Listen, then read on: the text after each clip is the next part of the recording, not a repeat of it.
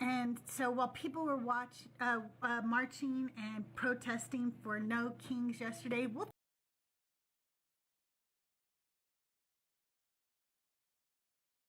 and wanted to do my own protest by writing a song. So that's what I did. That is what I did.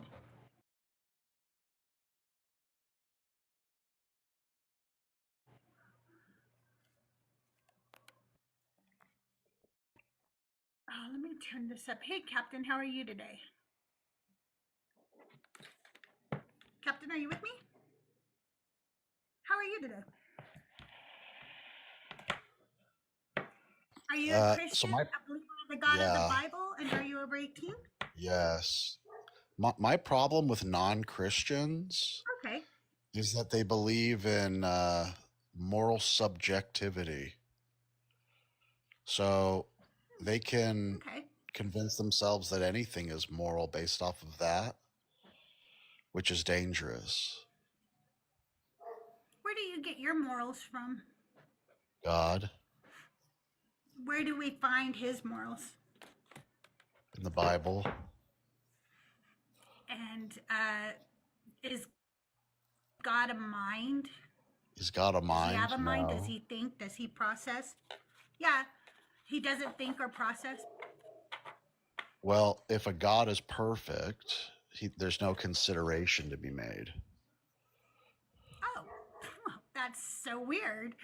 So God doesn't consider your prayers then. He doesn't consider anything about you. If he has no thoughts, he doesn't think of you.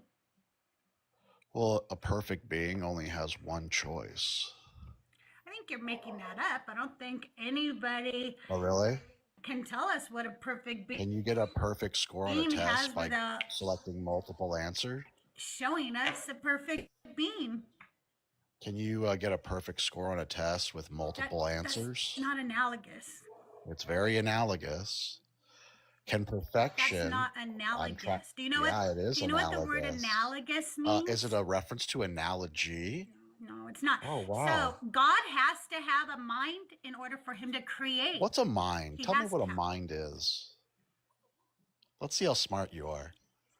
A mind is something that processes thoughts. That's a brain. What's a mind? It's a mind.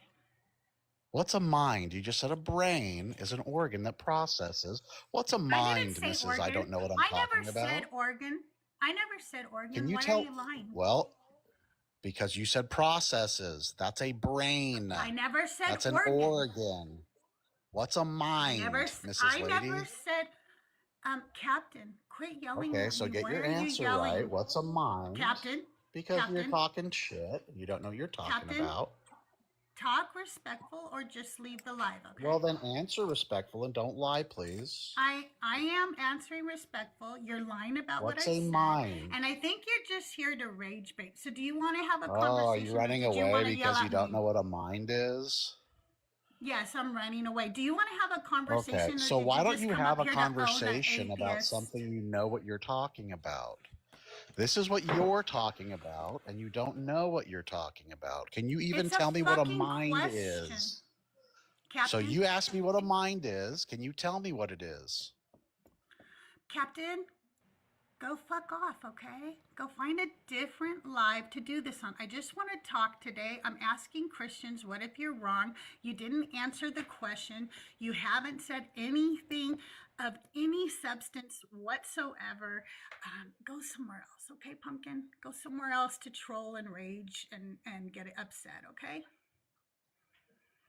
No, you don't have to mute the people talking. Unless you're up here and it's like a panel and you're on the panel, then yes, because you should be controlling their mics instead of me. If you do it from down there, there's such a delay that it actually will mute them at the completely wrong time. So when you're down there, don't mute them. But when you're up here, yes, take over. No Squatch, how are you today? No Squatch. Hey, sorry, I just had a question for the guest. I was really curious. I was going to come up and ask him if I was just curious if he was going to if like the condescending tone was going to change or anything, having like a masked face and up, experienced face or whatnot up on the screen. I just wanted to ask him to his face if that's it. I wanted to see if that's how he talks to everybody, No. especially showing how little he knows about what he's talking about. It's funny, people don't realize that when you don't understand what you're talking about, the entire world can see that in the way you speak about it. So, I'm gonna drop back down. Okay. Oh, Good I'm to have so you here. frustrated. It was so frustrating because, first of all, a mind, by the way, dictionary definition, the element of a person that enables them to be aware of the world and their experiences to think. I said it's something that processes thoughts. And he was like, it is not an organ. I never said organ. I literally never said that word. That was his word. But that's what they do, that they like to gaslight you. They like to just lie. And then they like to just make up what the definitions of words on. And then he says, talk about something you know. Bitch, I'm asking a question. I'm clearly asking a question. I wasn't talking about this. This is not a statement. I'm not saying the world is round. I'm not saying I can't talk. Abiogenesis is the answer. I'm asking a question. How can I be wrong about a question? Weirdos. Well, you have a good day. Come back up later Likewise. if you want to yell at someone. I saw that my headphones not working well. I will make sure that I have different Okay. headphones on next time. But I love you all, and All right. keep it up. Have a good day. Thank you. Likewise. Yeah. I'm sorry. I'm chewing gummies. I don't know how. I'm sorry. I'm chewing gummies and I'm done. Okay, sorry. Those were watermelon gummies. Little gummy bears. So, how do you create something without thinking? Bread, how are you? So look, we got bread, soy sauce, JTP, Dipster, Devil's Public Defender, Kiki, good to see you, Tipsy, Trey, Charlie.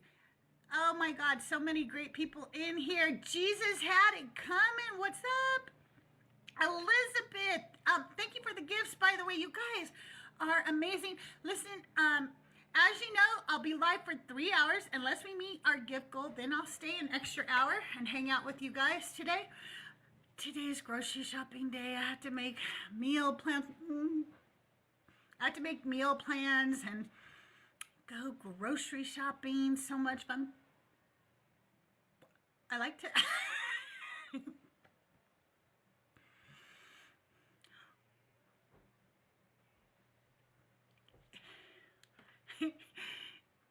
Oh yeah, gifting is not required. It's much appreciated. And by the way, I forgot to put my little thermometer up there. I'll let you know this week how far we are on our goal for my new computer. If you want to help me be able to upgrade my equipment and support my content, that's where all your gifts go. But also, I feel like I shouldn't talk when I'm blowing a bubble. There's links in my bio on how you can tip me too to help me reach my goal for the new computer. I think you get one bubble pop with one bubble gum. You get one.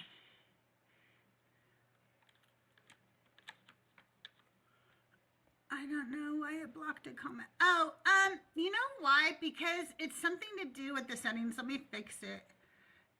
For some reason, it will do like these comment settings that,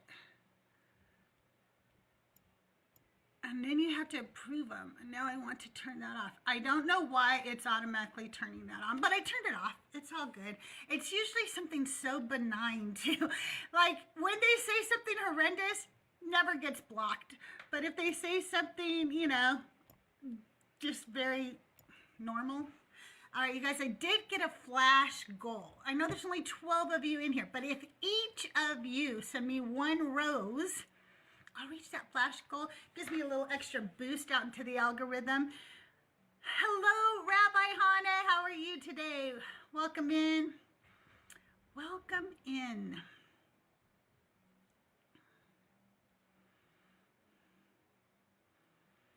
So, yeah, I was listening to Mezzo and Joel earlier. Anybody listening to Mezzo and Joel earlier? And, like, some of these people were just ridiculous this morning. Like, I'm not going to pick on the 18-year-old too much because that is just a child, right? That is just a child. But who the fuck told her that they whipped Jesus's dick off? Who told her that? Which Christian pastor is going around spewing that Jesus was so tormented that they whipped his dick off? I remember before the Passion of the Christ came out, I was also taught that the horrific ways that Jesus suffered. And while I believe that obviously anybody who's crucified is suffered, he hasn't suffered more than like slaves. Do you believe Jesus was crucified? Hey, John, can I get your age and are you a Christian? I'm 21 and yes, I'm a Christian. I don't know. Like I'm sure he could have been. I don't even know if he was real, but if he was, like, lots So of you people disagree with historians? Some historians. I mean, there are people now who are looking more into it, and they don't know if he was just an amalgamation or if he was one person or what he was. And none of it really matters to me because I just don't think that the stories about him in the Bible are true. Okay, if you don't believe it's true, why are you trying to convince other people it's not true? How is asking somebody a question trying to convince somebody something? I'm asking you why you didn't answer my question. I appreciate if you answer my question. I am, John. I'm asking you something specific. I am not trying to convince anybody anything. I'm asking a question today. So Well, why do you think that makes it I'm trying to convince people of something? Well, I'm literally asking you a question. I hear you've been trying to convince people the Bible's not true, and I didn't how do you know that? do that. Did you listen to the last guest? What did he say, and what did I say? I wasn't listening to the last guest. I've been listening So to... then how can you say that? You don't know what I'm doing. If you didn't even listen to the very first guest I had today, you cannot come up here and accuse me of trying to tell people things that I never did. So do you... You're just making that up because you assume. Do you try to convince I try to people? talk to Christians and find out what they think. Do you try to convince people that Christianity is not true? I just answered your question. I said no. Well, I'm I try asking to you a talk question. to Are you Christians. going to answer my question? I answered your question, but you won't listen. Why are you screaming? I thought said atheists are calm. No. Well, you just proved to me that atheists like yourself just act like children when we're trying to have a conversation, right? No, But you you weren't. can't answer my trying question. to have a conversation. You are trying to bully me, and I'm not going to do it. I'm not bullying you, but what you are doing is disgusting. I'm so tired of people. Oh, what is so disgusting about asking what if you're wrong, John? What if you're wrong? What is so fucking disgusting about that? I answer that every fucking day. Today we're talking about what if you're wrong, you fucking idiot. What if you're wrong? That's how you answer my question. Why? I told you guys I couldn't be nice today. I told you guys this. I told you this. I was not going to play nice today. Why are they coming up yelling at me for asking a question? Why are they doing that? I just want to ask a question.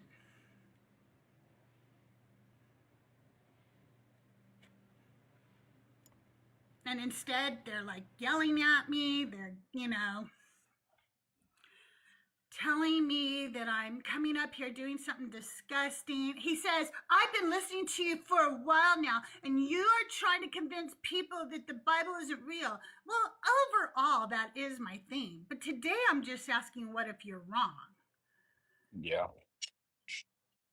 So yeah, overall, that is my thing. Your Bible's wrong, your God is wrong, your fucking dictator that sits in the White House is wrong, you're wrong, your mom was wrong, you're all fucking wrong. I can't be nice to soy sauce. Yeah, it's.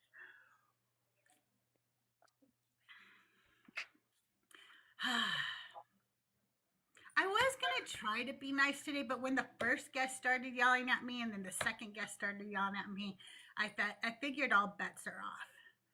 You know? I mean, you match energy pretty well. I do that. I do that. I see, because like it's funny because I know that people just think I'm mean and angry all the time, but that's Christians. Like all the people who are non-believers who know me always talk about how nice I am.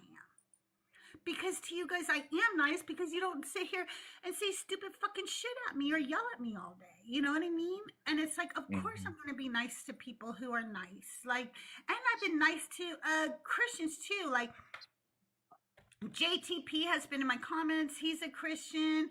I have Christian friends. You know, like I actually, my best friend is a Christian.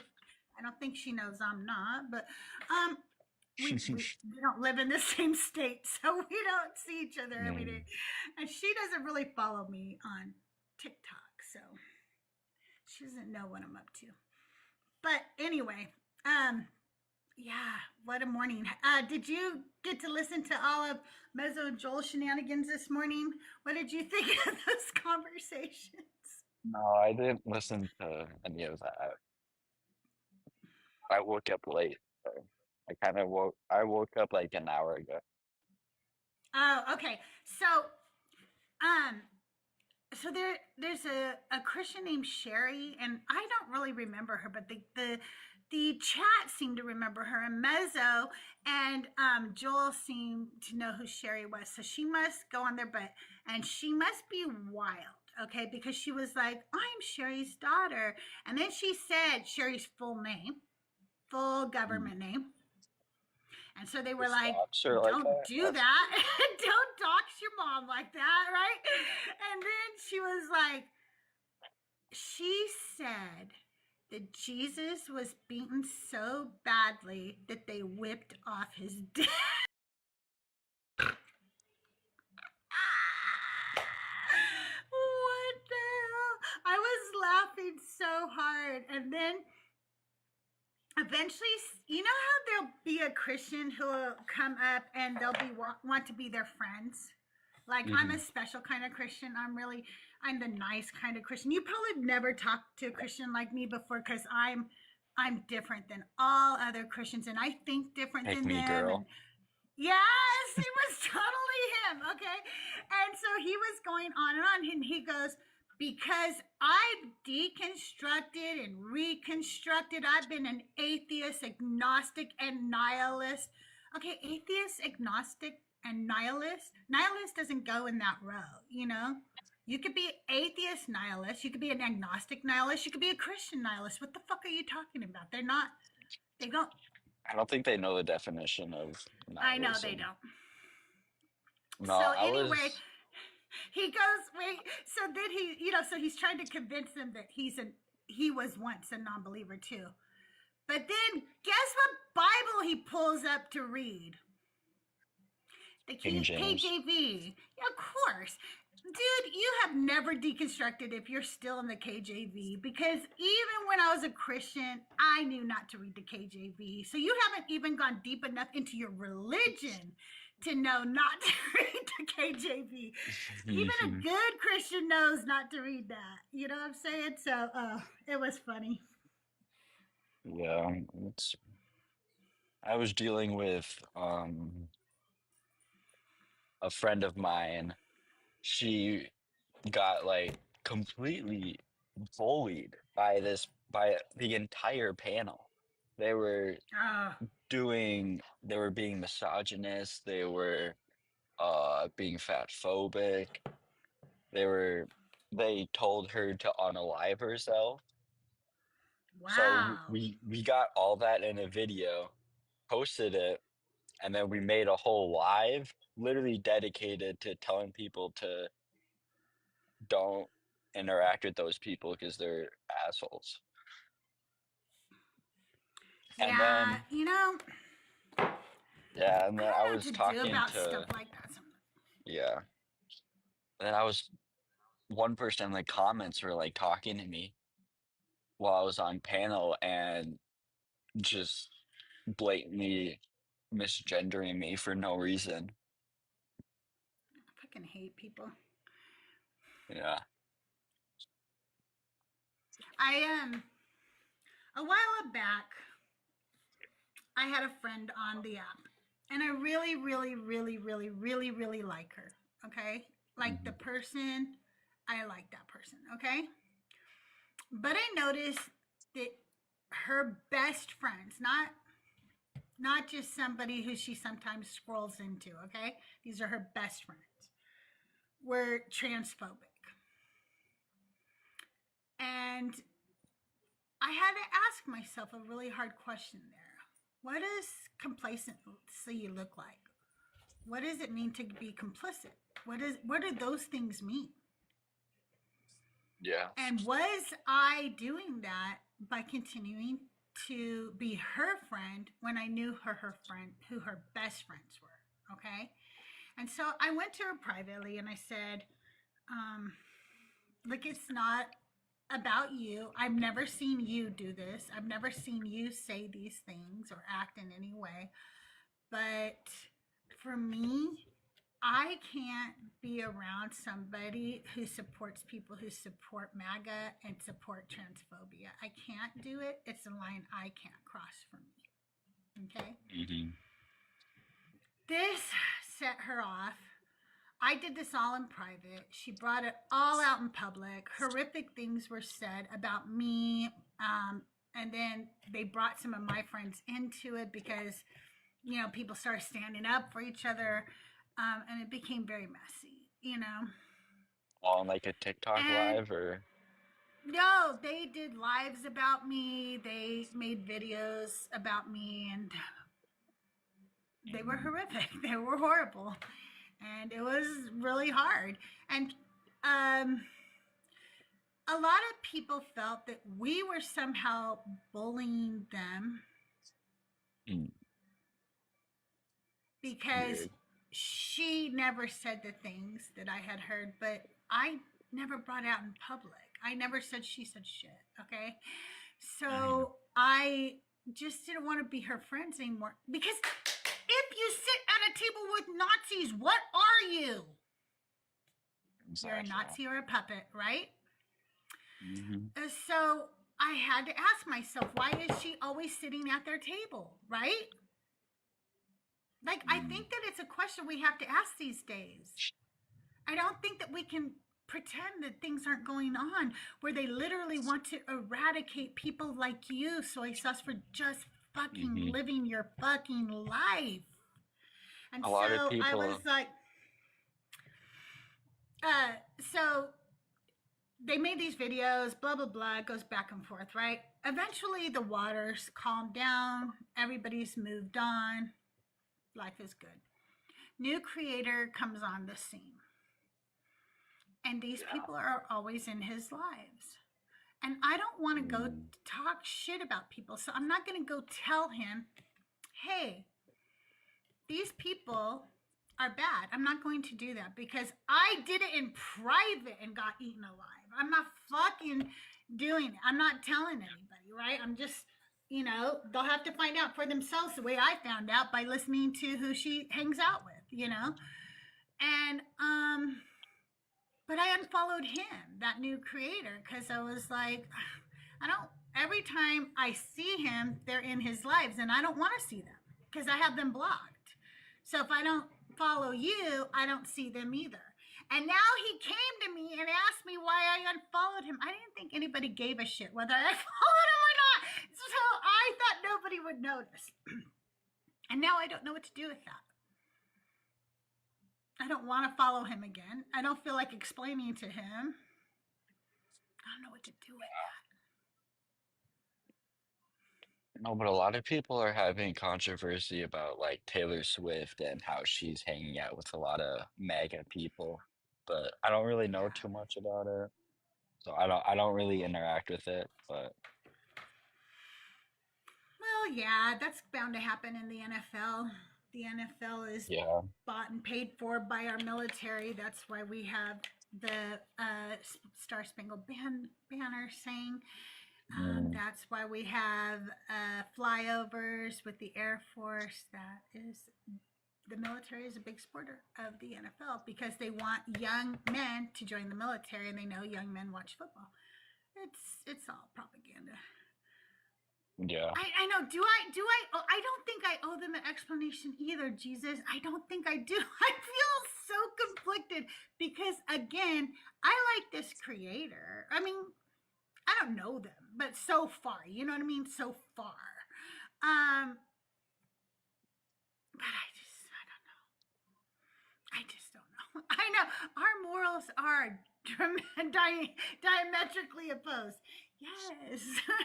Yes. I've never been involved in politics until literally this year because I basically had to. Yeah. I miss when politics are boring. Being almost 60, I have to tell you, politics have never been boring for me. There's always somebody's rights we've been fighting for.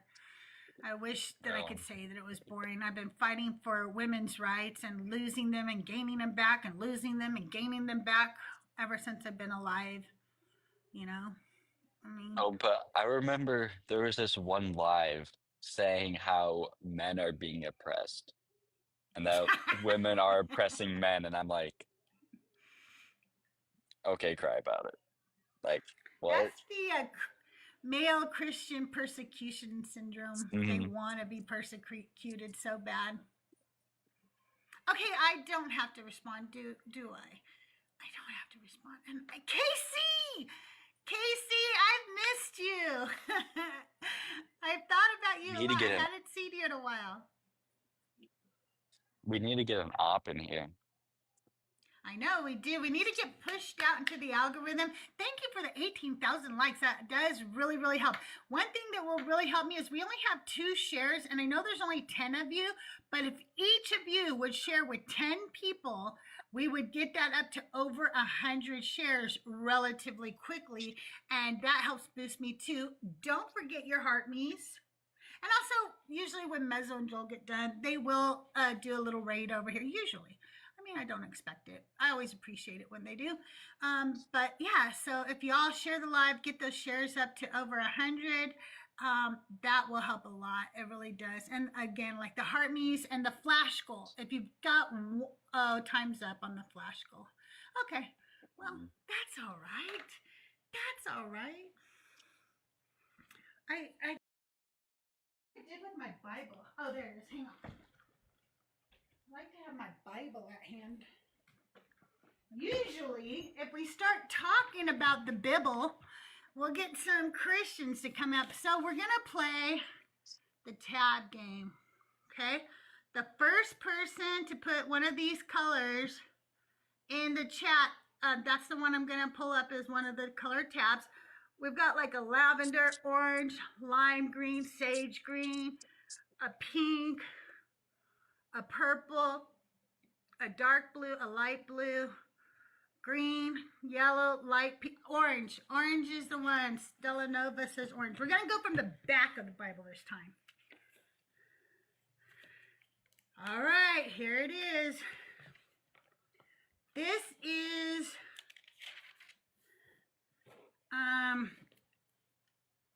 that God hates women, okay?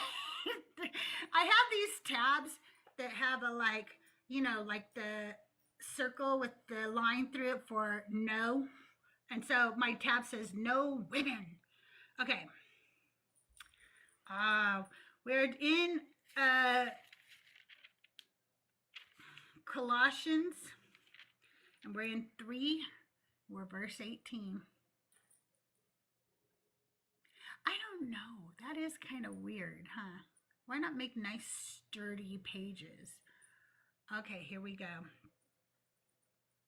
Wives, be subject to your husbands, as it is fitting in the Lord. Husbands, love your wives and never treat them harshly. Oh, so romantic. We should like put that in wedding vows or something. They probably do. What am I talking about? What am I talking about? They cheap out on the paper because they know people aren't actually reading.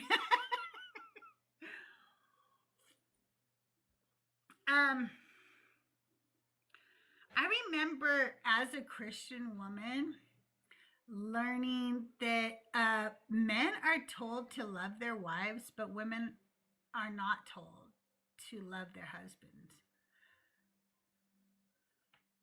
Isn't that kind of a weird thing? I think that's accurate. Let me double check, but I think that's accurate. Hello, everybody over on the YouTubes. Good to see everybody this morning. I know more will be joining us in a little while, but thank you for joining us so far. Let me pull up and see.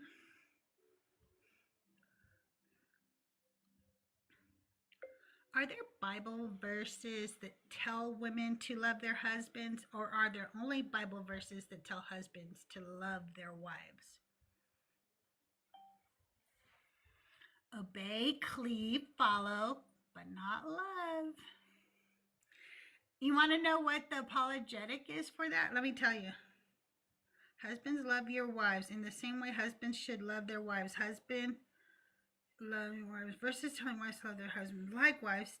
Nope. Okay. So it never tells this. I was right. It never tells women to love their husbands, but it does tell older women to teach the younger women how to love their husband. Likewise, tell the older women to be reverent in behavior, not to be slanderers or slaves to drink. They are to teach what is good so that they may encourage the young women to love their husbands, to love their children. We're going to encourage you to do it because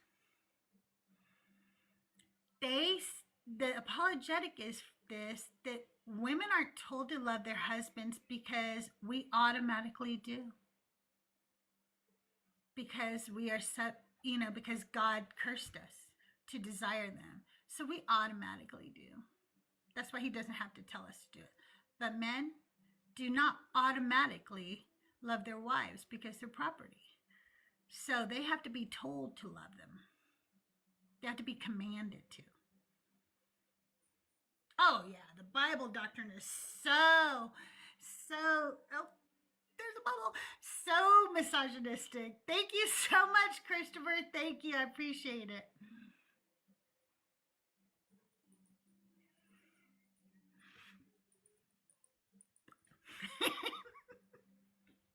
I always feel like I should make faces when I'm doing the bubbles.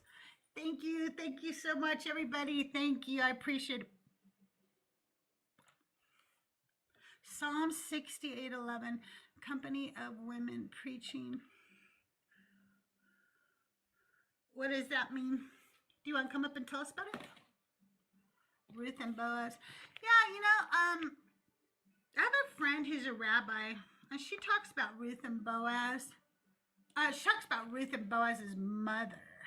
I forgot what her name was. What was Boaz's mother's name? Psalm 68:11. Is this the one that girl went over on Nessa's life? Like, I'm not even joking. Wait, let me see if it is. Are you sure you wanted 68:11? Is that really the right one? Thank you, Christopher. Christopher making it rain.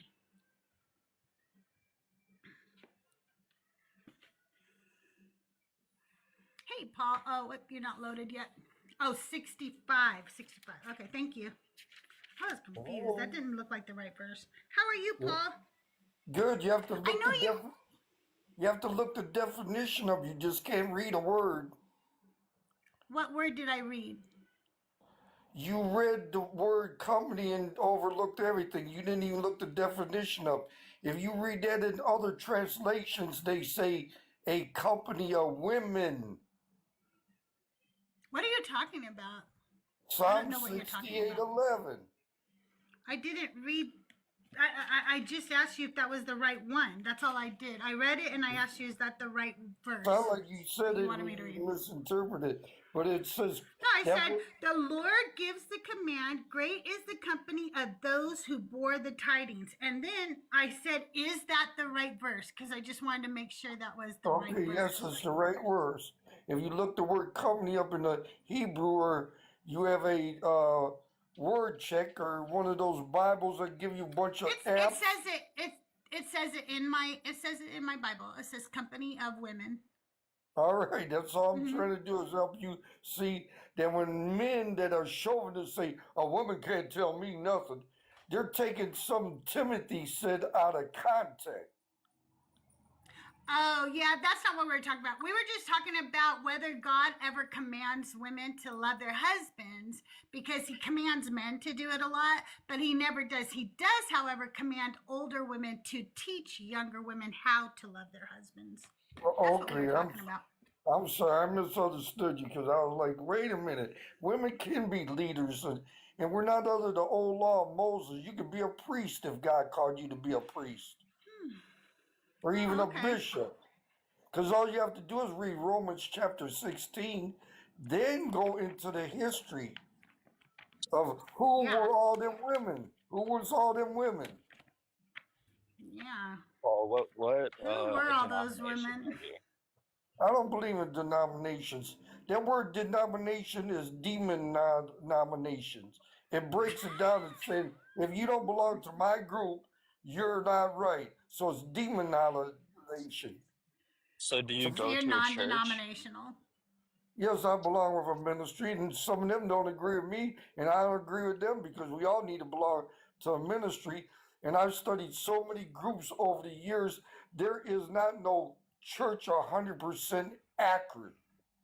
Yeah. No, there's not. I've been to independent churches, non-denomination churches, and when you have a Bible study and you bring up subjects like this, they're so confused and messed up, they don't know what they believe.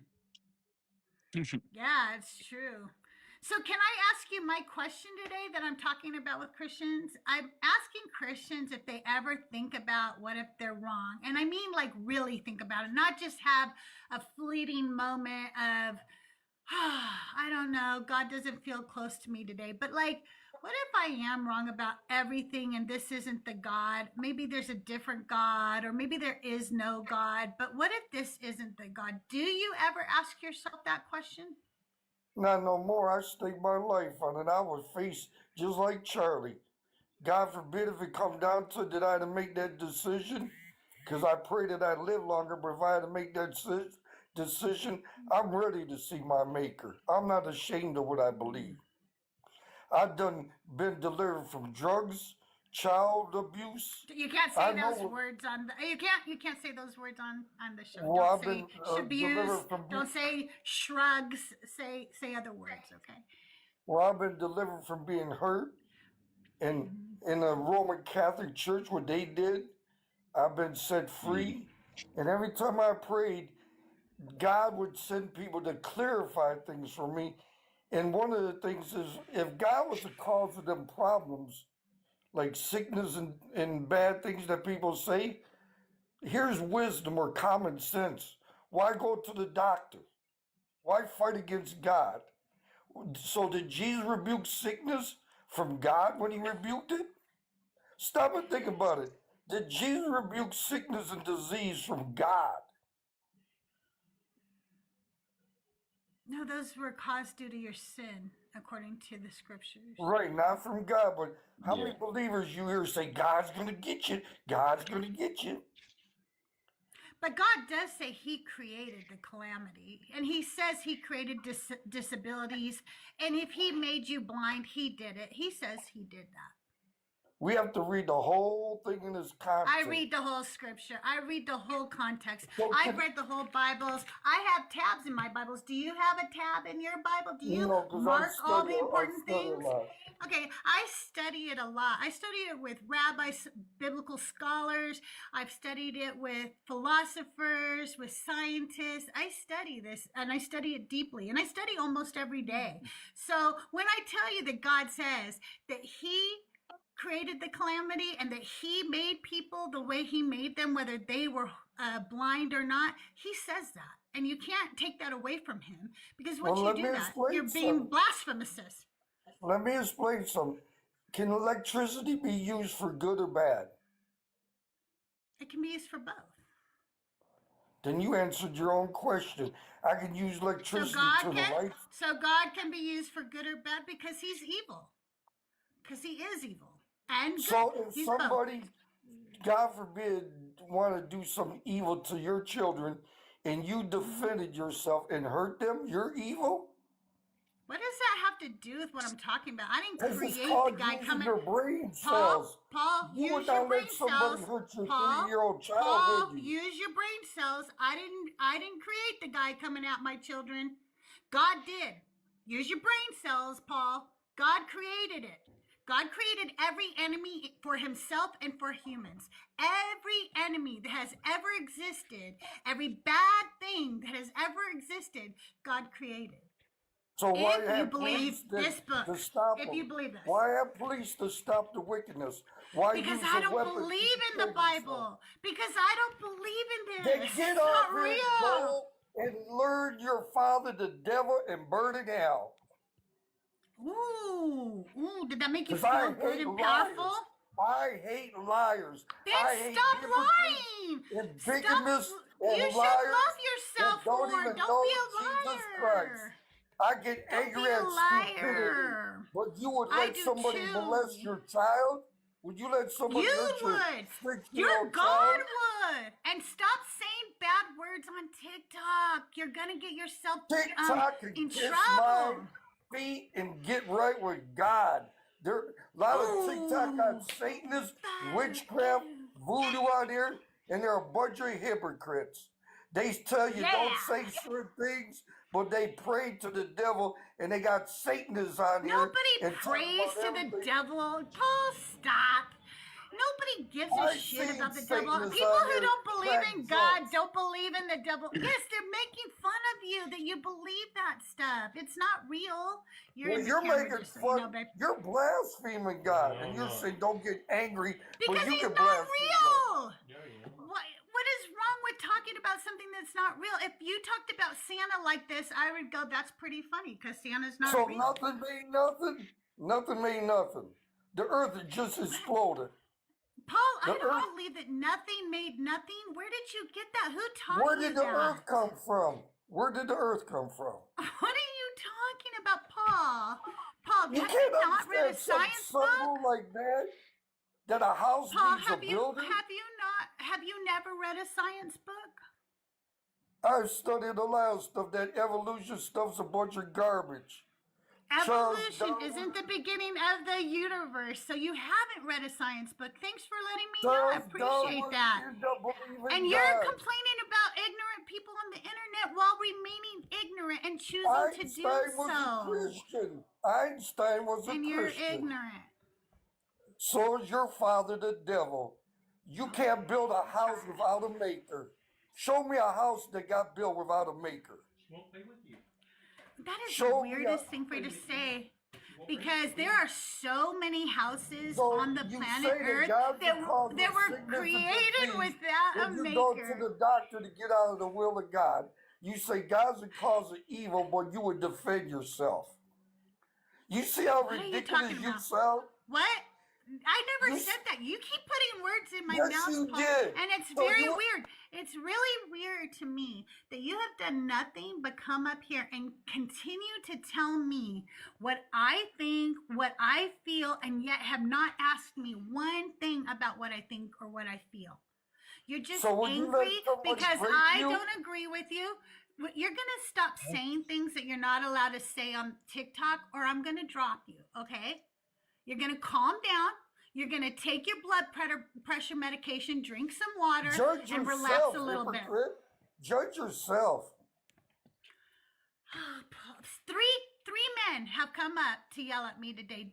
3 so far have come up to yell at me, and I haven't even been live that long. Not even an hour, you guys. Not even 1 hour. They have all come up to yell at me. They make accusations about what I believe, what I think. They won't talk to me. They won't ask me. If you really want to bring people to Jesus, I'm going to tell you, this is the truth, okay? If you want to bring people to Jesus, you have to listen to them.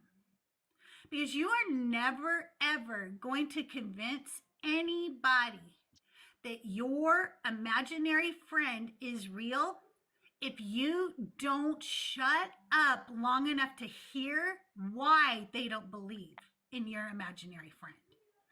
If all you do is yell at them, telling them why they don't believe, you're going to miss the opportunity to actually talk to them about their real problems with your belief, okay? And that's all you've done this morning. I've had 3 angry men of God come up and yell at me. And this last one, he came up to yell at me about something we weren't even talking about. He brought up a verse that had nothing to do with what we were talking about. It's just why, and then tells me I'm ignorant and that I'm, it's just crazy. Jess, you need to get help. And I'm very close to blocking you, okay? Yeah, But you need to get help, okay?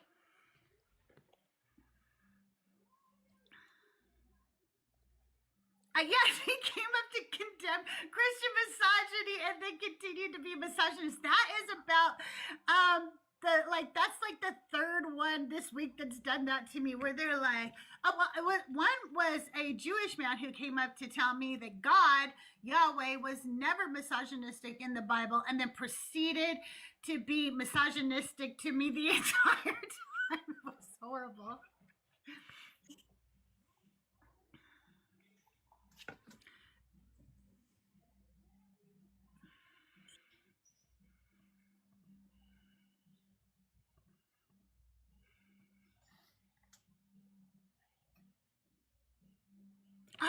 Oh my God, just go get fucking help. What are you talking about? Go get help. Really, I'm not kidding you. I'm blocking you. You're not okay, and you need to get psychological help. You are literally in religious psychosis, and you have been for a while, and I've asked you and begged you. Thinker has too. Everybody has been begging you to please go get help. Now I'm going to block you. Please go get help. I want you guys to know that Jess has very serious mental health issues. If you see Jess, please don't mock her, and please don't platform her until she gets some help. It's not a joke. She thinks she is pregnant, like with God's baby or something, and has been for over 9 months or something too. It's like she's one of those cryptic pregnancies or some shit. And now she's saying that she's not just that she's the angel Chad or some shit, and I'm sorry, that's not okay. That's not okay, and I'm not going to platform you and help you be more delusional. And you shouldn't be hanging out where we're talking about this shit if you're becoming confused because of it. Yeah. If any of you have a lot of confusion and it's causing you depression, anxiety, hallucinations, or anything like that because of the religious conversations we have, get the fuck off the app for a while. Go away. Go play some bingo. Go play some Bejeweled or something. Go watch some, Lifetime movies that are heartfelt or something. But get away from this shit because it is not healthy, okay? And I really do, devils. I really do care. And sometimes people think, yeah, Bejeweled. Some people, like, there are other people who I've said this about before too, like Hadassah or whatever. I won't platform her either. I'm not going to platform people who are clearly in psychosis. They could be in my chat for a while, but if I see that what they're saying can cause them harm, I don't want them to hang out. I don't want them to do that because they're going to fight with atheists who don't realize their condition, and then they're going to end up getting hurt. And I don't want to see that. Yeah. Thank you, Elizabeth. Thank you. I just know that I suffer from mental illness, and I don't want people fucking with me and my mental illness. You know what I mean? It's such a hard battle. Mental health is a hard battle for some of us, and I just don't want people to fuck with me when I'm weak. You know? Yeah, it does help to check the account before replying. It really does. I'm not always good at that though, so you guys can yell at me when I don't do it. If I ever say so, I can look. I'm a nice lady, but I can be a bitch in chat, and you guys know that. So if I'm accidentally bitchy to somebody I shouldn't be, feel free to let me know.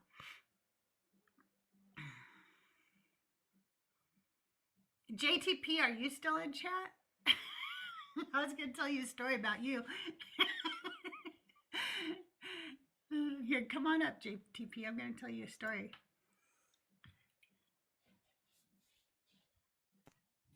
Hey, Hey, JTP. So yesterday you were on Born Again Atheist Live, and then when she dropped you like a hot potato, I thought that was funny, and I said in her Discord, it was. I'm like, that is funny. And one of your fans, I'm not going to say who because I don't want to embarrass anybody, but one of your friends or fans or whatever was like, I thought we were all kind or whatever. And I said, wait a minute. She wasn't mean. Yeah. No, they were talking about me for saying that it was funny that you got dropped, okay? Oh, geez. And I said, well, first of all, I don't know who told you that all atheists are kind because we're not a monolith. And I've never said, she goes, I thought we were all kinder than Christians. And I go, I've never said that I was kinder than a Christian. And I don't own that. But second of all, I talked to JTP. He knows exactly how I feel about the title that he carries for himself. And he knows I don't like it. Yeah. So if you think that I'm doing something behind JT's back by saying I think it's funny that he got dropped, no, you're wrong. JTP knows where I stand, and I think it's funny that she couldn't take it. Yeah, I realized halfway through that I was like, oh, I'm not suitable for this space. Like, I was like, oh, this isn't really what we're after here. And so I shot her. Yeah, I shot her a message after and said, hey, I'm sorry for disrupting your live because I'm a creator. I know when you have a thing you're trying to stick with and someone goofs it. Because the reason I requested up is I had the time and Dracula Storm Slays, and Polish and Archbishop were excited to have me in her talk, which it was cool, but I was like, oh snap, halfway through I was like, this is not that kind of live. And I just felt like an idiot, but no, it was funny. I was jarred at first, but it was funny. So no, I don't think I don't think anything negative. She wants the full-on mom. I get it. Okay? I get it. I get it. And there's a reason for that. Obviously, it's hard to have a conversation with people who are not full. It's hard to have a conversation sometimes, as you've seen with the past 3 guests that are too far gone, because they won't stop yelling at you long enough to just. Yeah, they're too moggy. They're mogging too hard. They're mogging too hard out in the street. Yeah, no, exactly. I get it. Exactly. They need to settle their mog game down a little. You know what I mean? Yeah, no. So I understood some for the rest of the mogs, okay? Yeah. No, yeah, geez. No, yeah, I understood it. I wish that people could have seen my brain where I hit the moment where I was like, oh no. I was like, this is not the setting that I usually am in, and so it's not. Yeah, no. So it was fine. It was funny that I'm on there for 5 seconds, and the guy below me that was much more moggy was already kind of irritated with things I was saying. I was like, yeah, that seems to be about par for the course, but I was like, yeah, that's it. Yeah. I love it when we can get 2 Christians fighting on stage. That's my favorite thing. I'm not even kidding. I love when I bring up a couple of Christians and then a couple of atheists, but then we just get to sit back because the 2 Christians go at it, and it's like, yeah. And I would say I would say if you're gonna be a Christian, it's kind of your duty that if you're running into someone that's a dick, you gotta kind of manage that. Otherwise, you're just one of them, And so I think that's it's fair to me. I mean, I get a kick out of it too, because generally the fights that I see the most are the Christians who come up and they're both insisting that their unique rendition of things is definitely true. And sometimes they agree and they form some kind of like unholy symbiotic sort of thing. But other times you just know which kind of grenade to toss in and just watch it kind of spiral out of control. Yeah. No, but I like never thought you were being mean. If you've got an Orthodox and then like an evangelical, and then you throw something in there about like the church fathers or some shit. Oh, I know. It's always the church fathers. I'm like, those guys are all geniuses, sure. Yeah.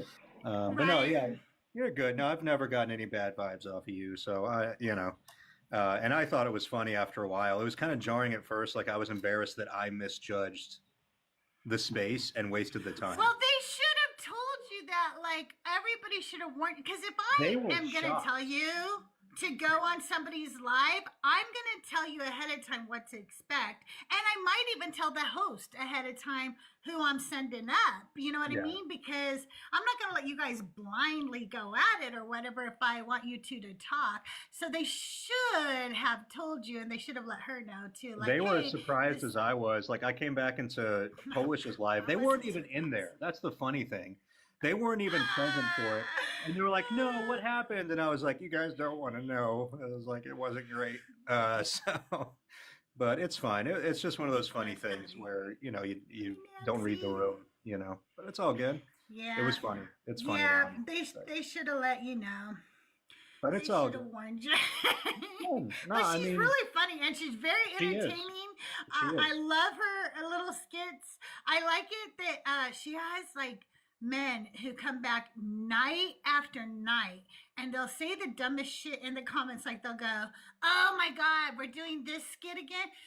Bitch, how do you know what this skit is if you weren't here every night? What are you talking about? You're like acting well, like I caught that. She was recognizing people. Do you know how many times you have to be in for people that are creators on that scale to recognize you? That means you got to be a repeat offender, man. Like that's pretty wild. That's pretty wild. Exactly. It's funny too because a lot of these creators, I've noticed it. Like, I think Trust But Verify kind of keeps like a little Excel spreadsheet of guests or something, and then she has this killer memory of guests. I am so bad at it, JTP. Like, I suck at. I have to see you around lots of lives before I connect. So like, I know you. I know Russell. I know Bitter Truth. I know No Degree. The people who are around all the lives. But there'll be other ones, like the one who jumped up here a little while ago, who will see me in a couple days and he'll be like, yeah, we've talked before. And I'll be like, I don't know who you are. And they think they're special. But dude, you come up with the same argument that every other mod comes up with. Dude, you're not special. You literally said the same shit I hear from Oh my God. What are you talking about? Yeah, no, that's what gets me is like, I'm a very cut to the chase person. So if you're trying to make an argument like on a live that, for example, is about God's existence or whatever, just get to the point you're trying to make. But when you can see people start going into the same script, so they're like, let me ask you this. Would you agree that this? And they're trying to lay this foundation. And you're like, I've already seen this movie. Just get to what you're talking about so you can get off of it. Yeah, there's a lot of that out there. Yeah, I get it. But I'm watching my son. And they don't like when you don't go down the script. They think you're lying. Oh, it makes them so mad. Makes them so mad. So if they go, okay, so you don't even believe Jesus was real. And I'll go, no, I'll give it to you. Jesus was real. Well, what? That doesn't make it magical. And I'm like, I took you off your script. You wanted me to say, no, Jesus wasn't real because you had a whole script for that one. But then I told you it's okay if we put, I swear they have a binder. They have a binder just like people that do like telemarketing. Like I swear they have like, if they say this, because like nothing will make a Phil bro more angry than if you just don't go with the script. Right? They're like, oh God. If you don't grant their propositions, they get so mad. So they're like, so obviously this would mean we have to have a creator. And we're like, whoa, can you prove that? Because that doesn't follow. Yes. And that sort of things. Yeah, it's wild. But GTB, how do you substantiate the grounding of? No, I'm just kidding. I don't even know what they say. I can never remember their stupid sentences. I started having flashbacks to Nam. Oh my gosh. Yeah, no, it was. I know you just hear helicopters in the distance. Every time I hear instantiate or substantiate or grounding your morality, and I'm like, well, morality is subjective. If you read the Bible, morality is 110% subjective. It's subjective, like, to a culture that we don't even like agree with on any other stuff. Anyway, I don't want to keep. I want to keep. You can stay up if you want. Jay-Z was on Meso and Joel's live, so I know you're a Christian. You're over 18. How are you doing today? Good. How are you doing today? Doing good. So today I'm talking to Christians, and just so you know, JTP is a Christian and soy sauce is not. So you're not ganged up on right now, okay? Well, it's okay. We're just asking, what if you're wrong? Like, I get that question asked all the time. Like, that is probably the number one question I get asked as a non-believer is, what if you're wrong? You're going to burn in hell. And they answer the question for me. They don't actually want me to answer. They just want to tell me what's going to happen, right? But I want to know if you ever sit with it. First off, I'm really sorry that if people have really said that to you, I'm really sorry that was said to you, because that's just not something that should be said. It was just said a few minutes ago by Paul. He wanted me to know that I could burn in hell with all the demons. It's a lack. Honestly, it's a lack of maturity. I have a very different experience. I don't know if you heard, but like I didn't grow up Christian, wasn't raised to be Christian. So when I did come to faith and become a Christian, I didn't just like turn my back on all my friends and everybody else. I saw that, my eyes didn't used to be open either. So I just come from a place of like love and trying to encourage people. I decided to join because I actually like the topic that you're talking on. I think that it's unique, it's very original. And I guess I would say, if I'm wrong, I really don't have anything to lose. I don't really spend a lot of headspace on that, because like the alternative is like what? You know what I mean? Can I tell you that you're wrong for saying that? What do you mean? If you are wrong, and if Christianity and the Abrahamic religions are not true, then they have done irreparable harm on society as a whole. And I, as a woman, have been held back, have been treated horribly, and every single woman I know has, because of the Abrahamic religion. And I say that because I'm in the United States. So that has been the religion that has made laws against my rights as a woman.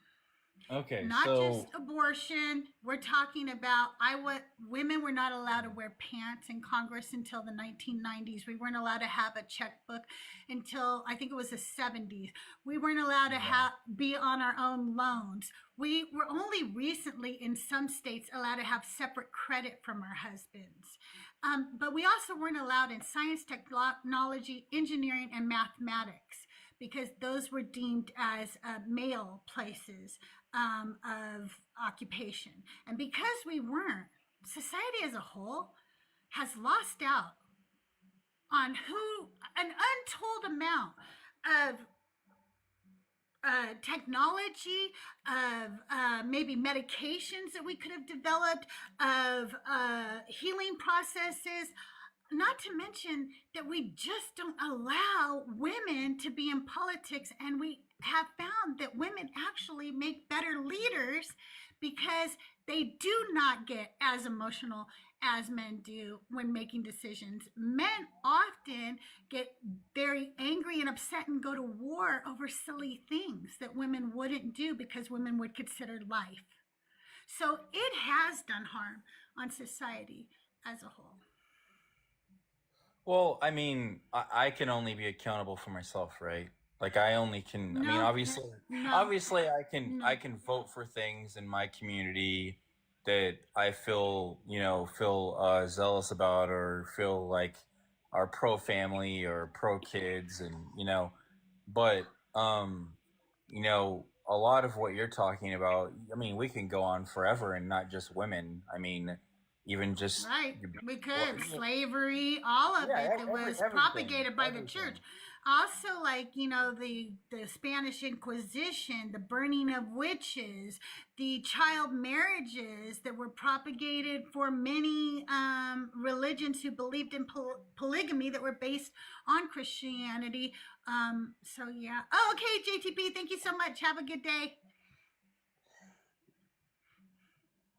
Yeah, I mean, I guess. I mean, there's a lot. I come from a dark childhood myself. There's a lot of stuff that happened, and I've tried to just not really be the victim and really just try to control my own emotions, my own, my own path. Not letting the things that normally would hold people back hold them back, and just try to be better. That's been my mentality in my life, is just to be better. I come from a family of men that basically just did not ever mount up to either, being responsible and being a good father, or like my dad was murdered, so unalived. So, it's a lot of just the mindset. But I just wanted to come on and say that you're never going to hear it from me. I don't talk to people who don't have faith in Christianity and they have different views. I'm not going to sit there and be like, oh, it's terrible, that the stuff that you're hearing. I mean, I'm not even going to repeat it because it's horrid. But the thing that fascinates me is the amount of time that people will spend talking about these topics.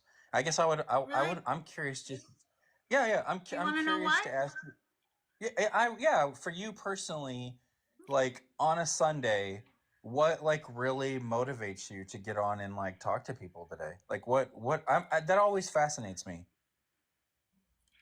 Because I grew up indoctrinated into a harmful religion that subjugates women, minorities, and marginalizes people. It's a superiority religion. It believes in supremacy. It teaches supremacy. It others people, and it harms people.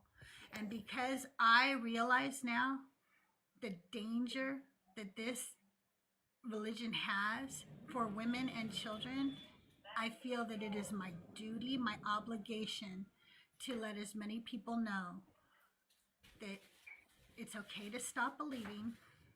It was never real. Everything's going to be okay, but we have to help each other because there is no God who's going to do it for us. And this was just mythology, just like every other God. You only believe this one because this is where you were born. If you were born somewhere else, you'd believe in their God. Even if you found out on a basketball court as an adult. Yeah, I mean, I hear a lot of hurt, and I'm sorry for like what you went through. Is that what you heard? Well, I mean, you talked about a lot. It's really funny to me because Christians like to do that, and I'm going to tell you something, Jay-Z. No, I I'm heard not your being story. disingenuous. I know you're not. I want to teach you something. I want to teach you something, okay? Christians do that a lot. They think that people leave Christianity because they're hurt, okay? Not because they educate themselves. And I get why you guys think that, because Christians come to Christianity because they are hurt. That is why you went to Christianity. I heard your story today. You went to Christianity because you were hurt and you felt the love, the acceptance, the peace you needed at that time. And so you think we make our major life decisions around that same pain. But that's not true. I educated myself, realized it was mythology, and then realized, holy shit, this is so harmful. to women and children. I have to go tell people, oh my God, how harmful this is. And that's why I talk about it. I didn't go, oh, I'm so hurt, I'm going to go tell you. That's not how it went. I stopped believing in God long before I ever started talking on TikTok. Okay, I just when you started out, you just talked about your family and just like your experience. So that's why I came. That's why I said what I said. It sounds most like people are indoctrinated when they're children. Most people are. That's just normal. That's how most people come to any religion. Yeah. Well, I appreciate my time. I appreciate my time with you, and I hope you have a great day. I hope you do too. You have a good day, Jay-Z. Nice conversation. You're welcome back anytime. Thank you. Well, that was nice. But yeah, a little passive aggressive right there. Maybe a little bit. Hey, Z, how are you? Welcome in, everybody. I don't know. That was weird. But TikTok has glitches. Like yesterday, I tried to join Trust But Verifies Live like 47 times, but every time I joined up, it wouldn't let me mute myself. And I was trying to do the dishes while like hanging out with him, right? And so I finally had to restart my phone, but it wouldn't let me even mute myself. So that was wild. Yeah, it's weird. There was a word somebody asked me. Oh, that guy a long time ago. Okay, never mind. I already told you guys about it. I'm going to grab my tacos real quick while we're waiting for people, okay?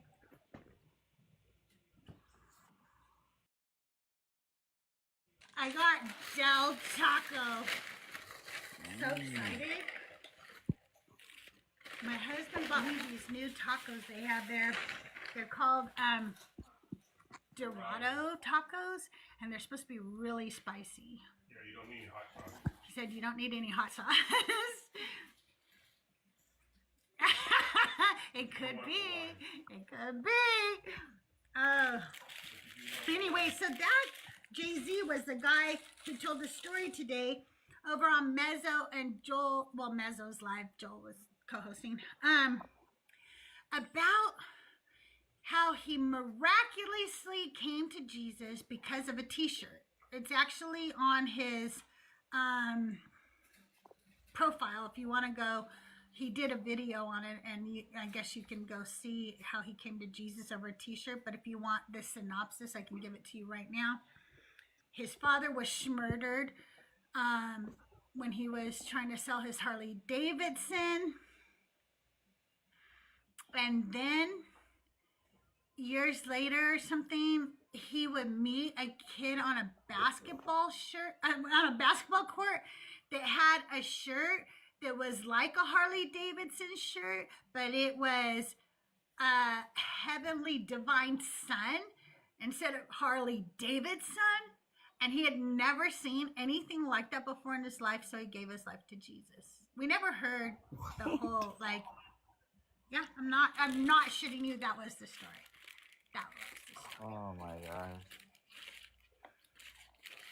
And it was like, That's okay, weird. cool beans, but it was very popular to have fake branded Jesus stuff in the 90s. Like, that wasn't... Oh, this has guacamole and everything on it, y'all. Okay, this is messy. I gotta try to figure out a neat way to eat this. I don't know how. He said I don't need hot sauce, so.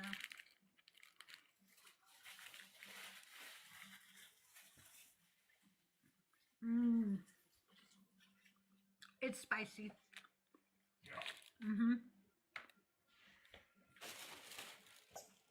I'm feeling soup.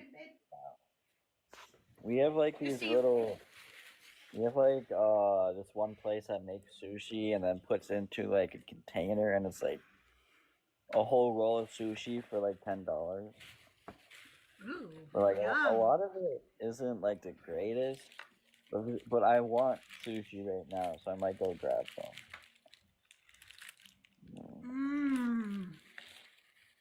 They also have like bowls for the same amount. They have like rice bowls.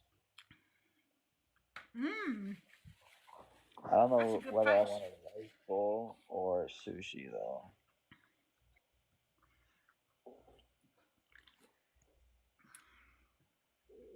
You guys, where are all the Christians?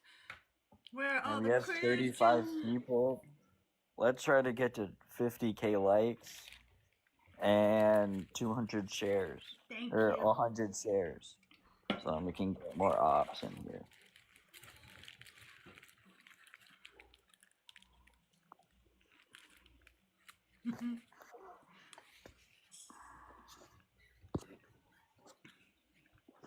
Otherwise, you guys get mukbang. That's what you get instead. Have you tried adding any stickers? Because I know Trust added some stickers, but they removed them. I don't even know how to add a sticker. People tell me that all the time. Okay, let me look. Let's see. Co-host, pull and gift vote, draw and guess, lightning Q&A, playbook, AI wallpaper. I don't even know where to do that.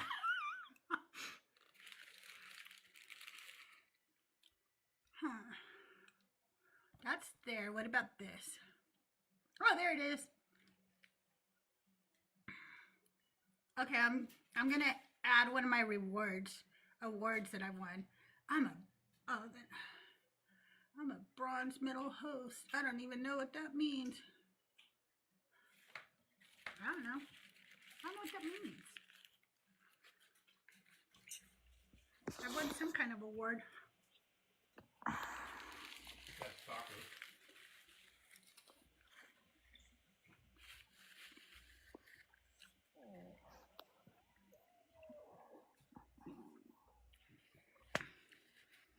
Michael, if you can, come on over to TikTok and join us. Someone talking in YouTube? Mm-hmm.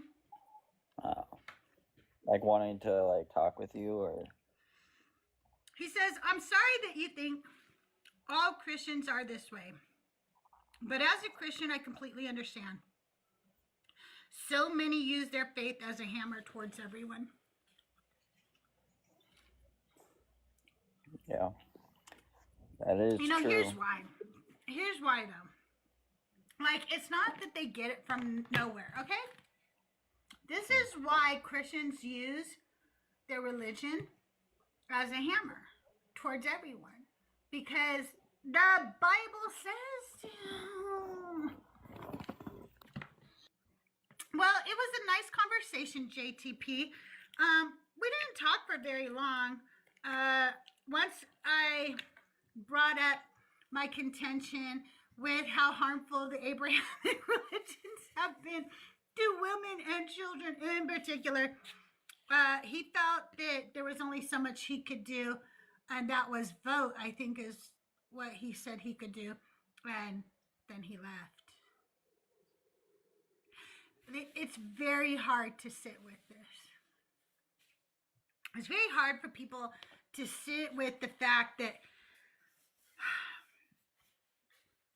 I remember when I first started thinking, what if I'm wrong? Like, not just, I don't know if God loves me, or I don't know if I'm a good enough Christian. I mean, when I started going, oh my God, this all might be make-believe. What if this God is just as made up as Hercules and stuff like that? But for some reason, I treat him different. What if that's what I'm doing?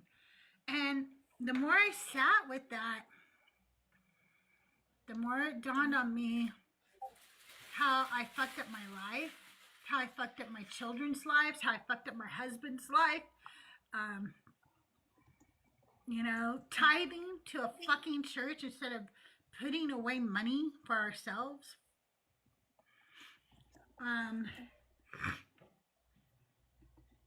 There's so many things that I realized, wow, Christianity was such a waste. And then they go, so you spent your whole life worshiping this God. You made your whole personality about this God and this Bible.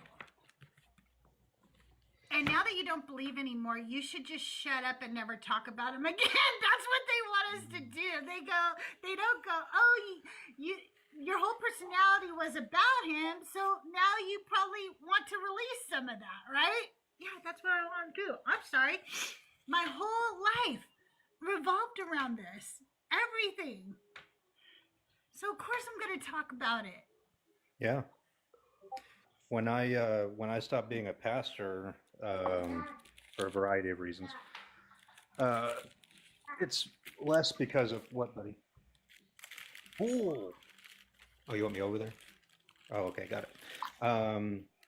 You know, there was an identity crisis with that, only because that was the only thing I'd planned on doing with myself. But I never. Yeah.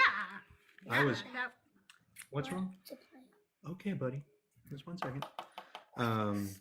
I was, and I think that's what's so hard, and what was hard, I think, when I moved to the South too, when I moved to Texas, was. I'm sorry.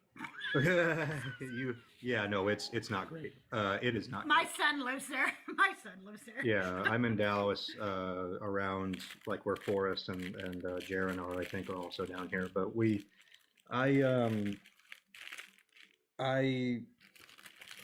I was raised with a very sort of specific view, which was never dogmatic. It was,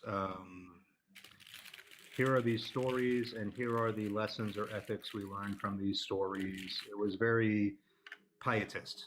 Lutheran pietist was kind of the idea. So you read your Bible, you wrestled with stuff, you tried to get the meaning out of it, you prayed, you went to church if you thought about it, and otherwise you were just focused on being the best person you could be. And so that's not a very dogmatic or stratified type of Christian upbringing. And so when I moved to Texas and met Baptists for the first time, you know, it was shocking, because I was like, they were like, well, wait, you don't think that this? And I was like, I don't know what that means. They're like, is Jesus your savior? I'm like, I don't know what that means. Like, this isn't how we talked, you know? And so it was always very strange to me. And that's where I found my home at the United Methodist Church, which was at the time more progressive. It's not as progressive as it is now. Thankfully, we've been fully inclusive for LGBTQ plus persons for just over a year now, since the conservatives kind of got forced out. But you know, that's kind of where I made. You guys kind of started that. I want to say back in like the late 80s, early 90s, Oh, when yeah. you came up with the slogan, open minds, open hearts, open doors, right? Yeah, I know that's one of the slogans. I can't remember when it came in, because I didn't get into the Methodist Church till the 2000s. But yeah, they were saying. Oh, it was like the 90s, because my mom was, you know, she loved that, because they were like, we allow women and gays. Thanks, Well, Mom. there's a difference between allowing to enter the doors versus the empowerment of certain people within the tradition, which you know and I know. Because, I mean, I was a pastor when we were punching each other out every 4 years over that topic, because there were progressives like me and other ministers that like I went to school with and all that. Because by the time I was in seminary, the seminary had just gone full tilt. Like, there's no reason for us to cling to this stuff anymore. And so they're cranking out generations of students like that to go be pastors, and then you're confronting the sort of established, typically money-bearing powers that be. And finally they broke. I wasn't a part of them.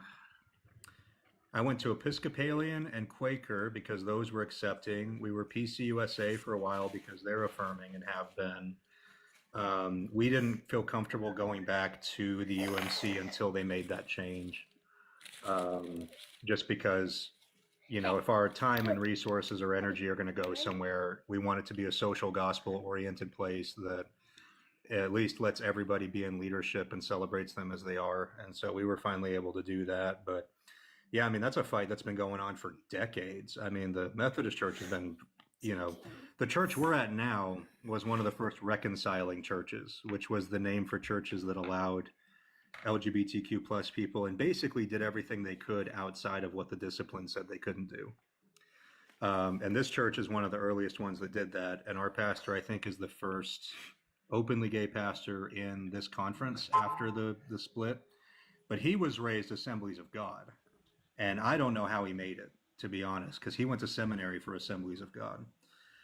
But yeah, so I think that's my biggest like handicap, is that I can't relate to dogmatism like a whole lot. I'm like, well, why does it bother you? I'm like, just look at the factual information. Why does this bother you? This is mythology. That's what it's for.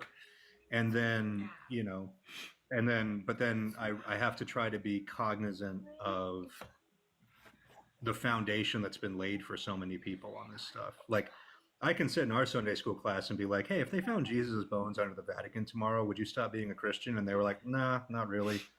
And that's wild. If I said that in some other congregation, that would be freaking insane. And I take that for granted sometimes. No, and you know what, to be honest with you, JTP, I was just like a wild Christian. I mean, like, I would have been the type of Christian that I hate. I really would have. I believed that I had said, if you prove to me tomorrow that, okay, all right, well, if you do, if you become available to come up, Rabbi, come on up. I love Rabbi. I told people that even if you proved to me Jesus wasn't God, I would still worship him because I loved his teachings so much. But I didn't really question his teachings very much as a Christian. I asked questions, but I allowed the apologetics to appease me too much from the very beginning, So, well, and some apologetics are even, understood as being like scholarly opinion. That's how insidious it's gotten. With that, to where you even have people like Daniel Wallace, who's a preeminent Greek scholar, excellent Greek scholar here at the Dallas Theological Seminary, which is way conservative. But like are you familiar with the New English translation, the Net Bible? I don't think I have that one. I have a lot of translations, but I don't think I have that one. So if you, on Bible Gateway, it's on there, and it's known for having like copious footnotes. A lot of them are really great. But when you go to John 1:1, for example, he's a Greek scholar. He knows John 1:1 doesn't say the word was God. He knows that. Right. They admit that in the footnotes, and then they go through why they still rendered it that way. Like, that level of apologetics and the inability to render things a little bit more honestly with what we have from the text that even evangelical scholars acknowledge. I mean, it's hard to escape apologetics. It's rough, but yeah. I think that one of the worst apologetics I'm dealing with lately is the misogyny in the Bible, and it will be no matter what. And I know it's because they're misogynists. I'm not stupid, okay?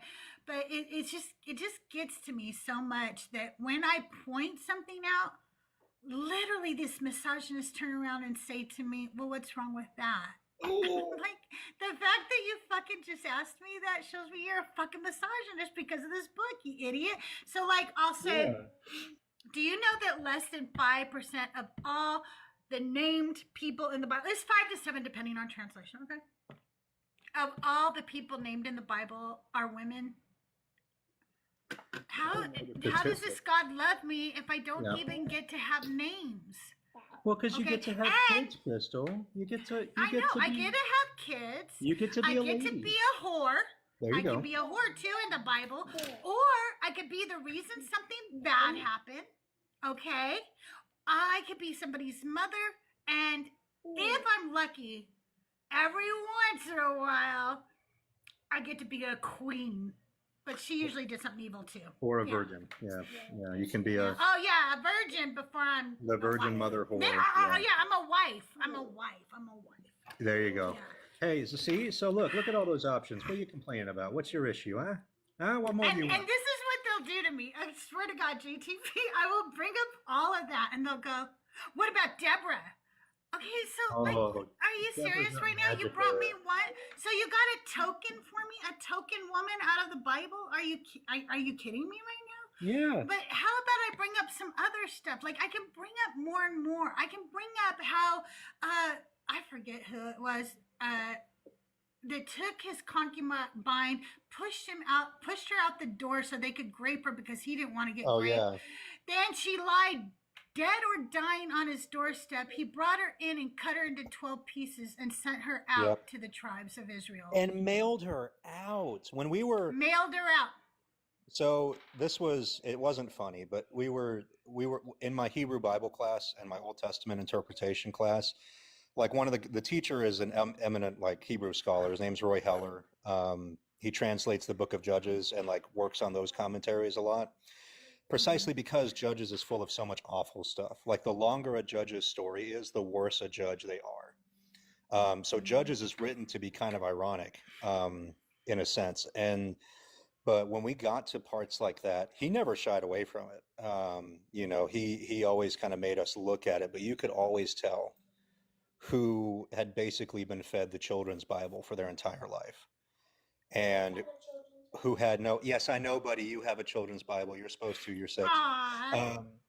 And before, and you know, he goes to church with us, but I also make sure that he knows that he's not pressured to do anything. And he just likes being an acolyte because there's fire involved and that's fine. So, he took it very seriously this morning. He did a great job. Very proud of my little boy, mostly because he did it well, not because he's doing stuff in church. But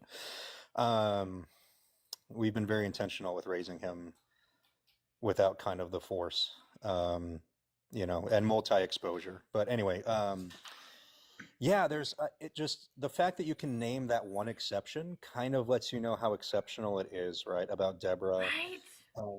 And then you have Unia, who is a female apostle, but look at how quickly the church started changing her name. Think I can't name women? Do you think a woman doesn't fucking know the women's names in the Bible, bitch? I know who Phoebe is. I know who Jezebel is. I know Ruth. I know Esther. I can name them too. I'm a woman. You think I didn't look for their names and find them and devour what was said about them? Are you kidding me? Why is some man up here? Not you, JTP. We're talking about somebody who's up here. I know. You're good. You're good. You're good.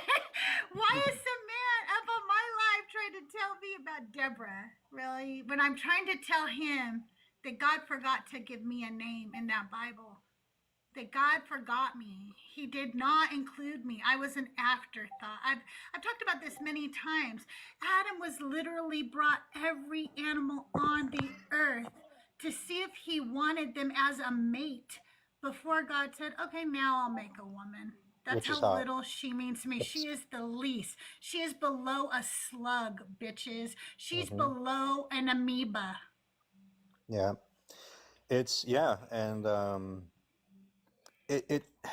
it's where I am convinced that one of the most toxic teachings that ever made its way into the church, that I don't think was original to it, the church, into the religion, was the notion that this compiled assortment of texts was somehow divinely instituted in the way that the church did it, right? There's a way to have sacred scripture that Judaism does very well, which is you can argue with it and fight with it and say, oh, wow, that's messed up. We're not doing that. You know, there's that sort of tradition. And that's the way that I've long looked at it because of my engagements with Judaism, and Hinduism actually helped a lot. And I'm someone who learns through story. I enjoy mythology. I don't need to believe in a historically perfect Jesus, right? You got Matthew and Mark slipping and assuming that calling a Gentile a dog is going to be acceptable to their audience. You know, there's too much of that throughout this entire collection of texts. It's like, whoop, you guys thought this was going to be okay. You know, it's very human. And for me, the humanness is what makes it interesting. Because there are things I can look at. I can say, okay, they thought God was just. This is what they thought God's justice looked like.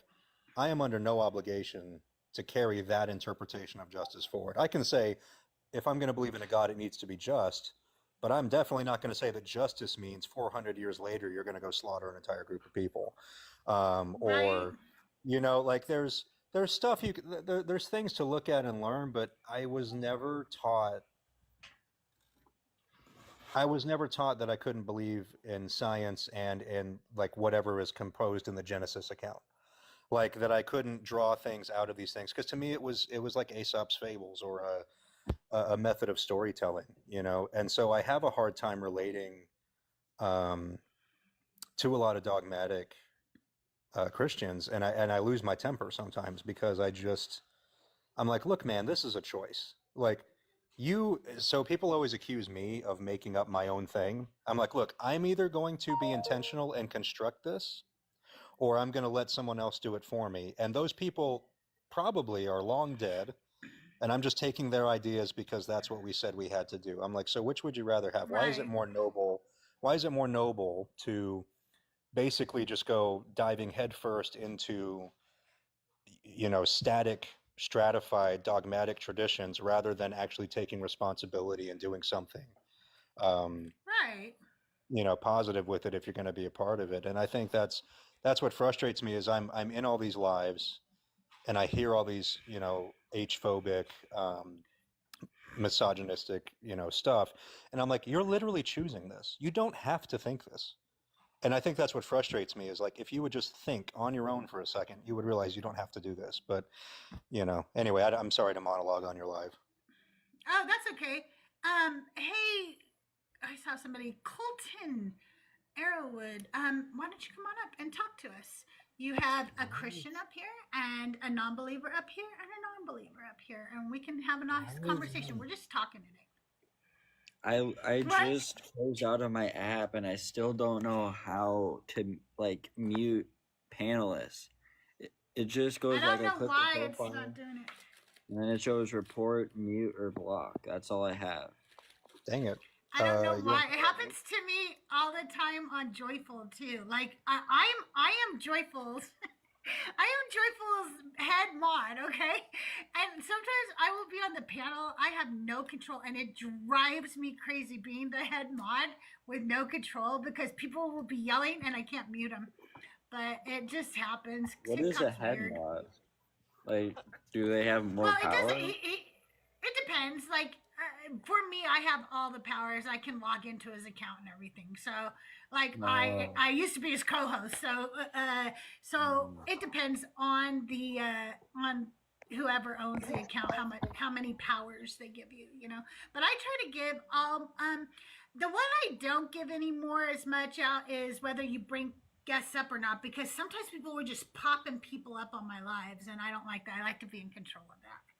I want to control the flow of the conversation.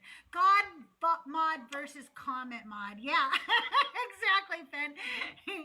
So do you have God mod powers?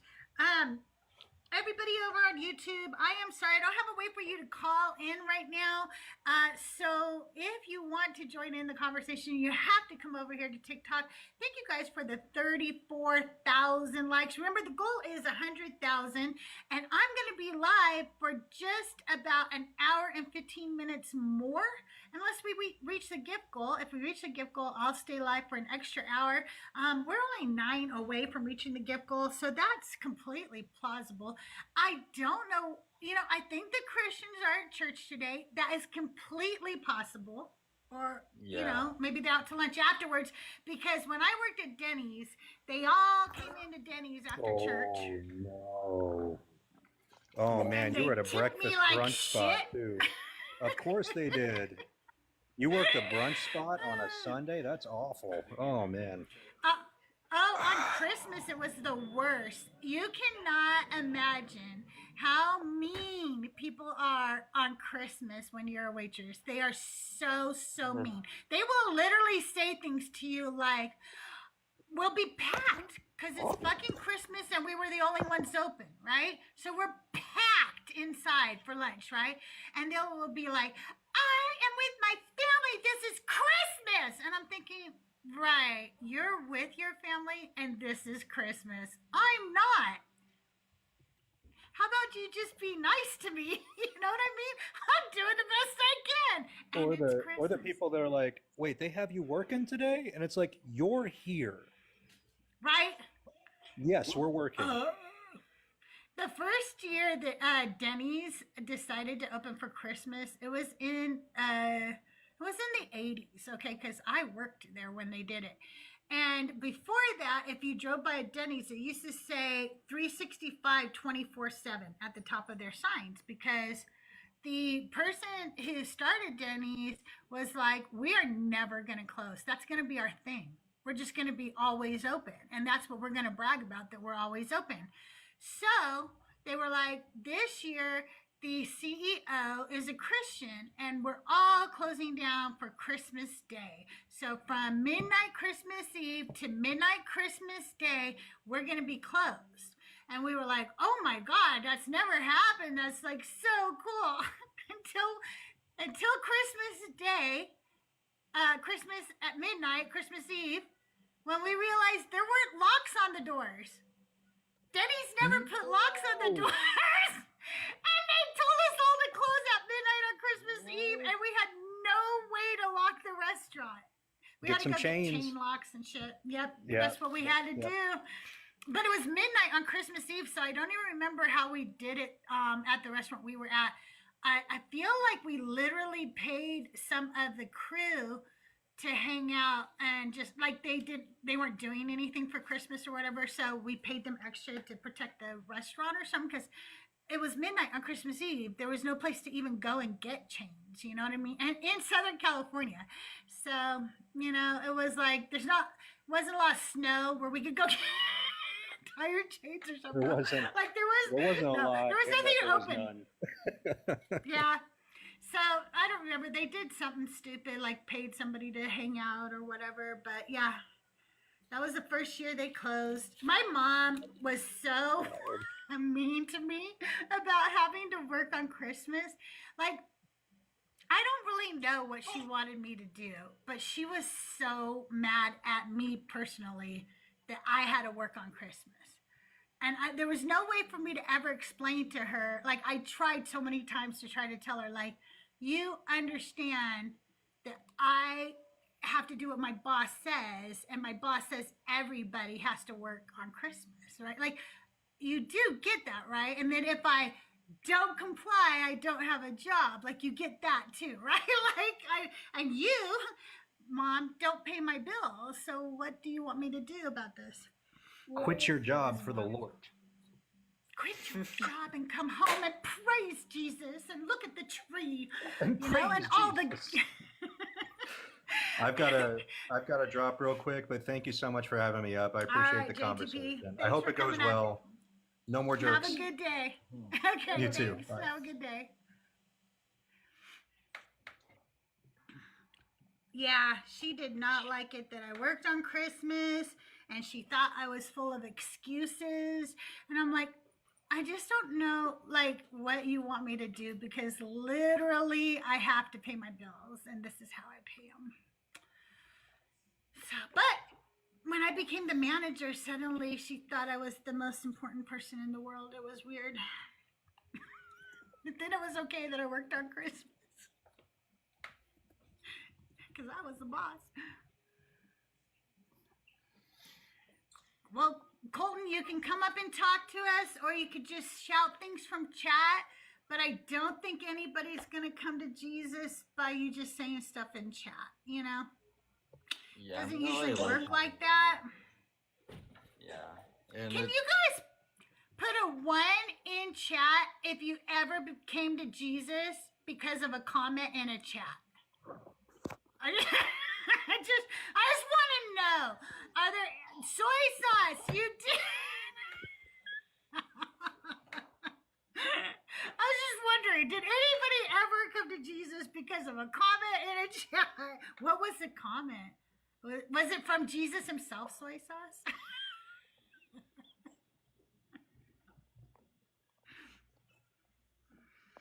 Soy sauce was in a chat room with Jesus himself. That's why soy sauce came to Jesus. You know what? You can't with that attitude, Colton. But the Great Commission says that you're supposed to go out and tell everybody about Jesus. And the Bible also tells you to be ready at any point to bring your defense for the faith that is within you. So the fact that you don't want to come up and talk to us is you literally saying, actually, the gospel, the good news of Jesus isn't powerful enough. So I'm not going to come talk to you guys about it because there's really no power behind it. And I get that. There's no power behind your Jesus or your Bible or anything that you're saying in chat right now. You can't force us, but nobody asked you to. Nobody's asking you to force us to be Christians. So that's a weird comment to make. Another weird comment, dude. You're batting a million. Some Over Christians on are TikTok, so weird. yeah. Over on TikTok, we have Michael Montoya who says that Christianity is based on New Testament teachings. The Bible can be interpreted in many ways, misused and misunderstood. Christianity is not just based on the New Testament. That is just not true. And oh, look at who's joining us! You guys, celebrity in the house, Mama Bash. How are you? Hi, Crystal. I am doing well. I just wanted to come and hang out. I love you. Oh, I love you too. I'm so happy you're here. I'm trying to talk to Christians today, but so far I talked to JTP. That was a nice conversation. And Jay-Z was not that Jay-Z. Jay-Z had a nice conversation. But then we also had 3 men of God who just wanted to yell at me. So. Oh, well, yeah, I understand. Totally understand. Yeah, that one old man was very tall.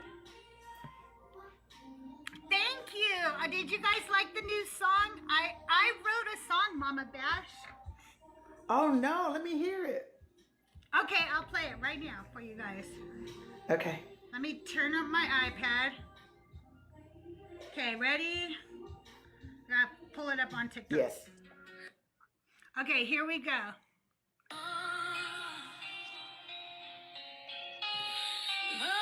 I didn't write the music, okay? Just the words. They said Jacob I love, but Esau I hated. Before he took his first breath, his fate was already fading. Born red, born wild, born free in the dust. But the prophets wrote him off, told us God couldn't trust. Oh yeah, from Esau came a Maleka named they curse. They painted whole people with the blood of the first generation after generation. That rage rolled on, turned stories into weapons and called the slaughter divine law. But let me tell you something they don't want you to see. The line they drew from me so runs straight to you and me. They use that curse like a brand, like a flag in the sand to call every rebel, every outcast, every child of the land. I'm elect. No kings, no gods. We won't kneel, we won't nod. No kings, no gods. Every child deserves the dawn. So they say, wipe them out. Remember, I'm Alexian. But they don't see the mirror that they're staring in. They call them cursed Palestinians, despised. But they fighting for breath while the prophets tell lies. He says children never sin being born. The bloodline ain't the crime. The crime is the scorn. They were never Amalek. They were human, they were whole. And it's time to break the spell they cast on their souls. Esau was hated for nothing he did. Amalek was punished for something he was. And Palestine bears the same damn cross for the sins of the story, not the truth they love. Say it with me. Now.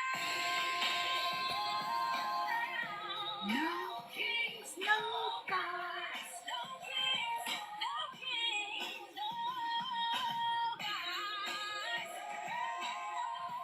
Palestine is not Amalek. Children are not Amalek. And so in Amalek they never did you wrong. The curse was a lie and we're breaking it in song. No kings, no gods. Just the people and the dawn.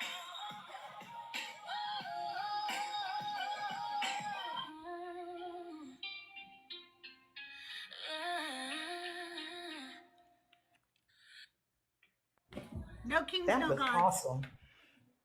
I love it. Thank you. I didn't get to go protest yesterday, so I wrote a protest song instead. I was like, I'm going to protest one way or the other. And I was thinking about how we talk about the Amalekites being wiped off the face of the land all the time. And we always say, like, but they didn't do anything wrong. But what we don't talk about is how God hated them before Esau was born. He hated that line.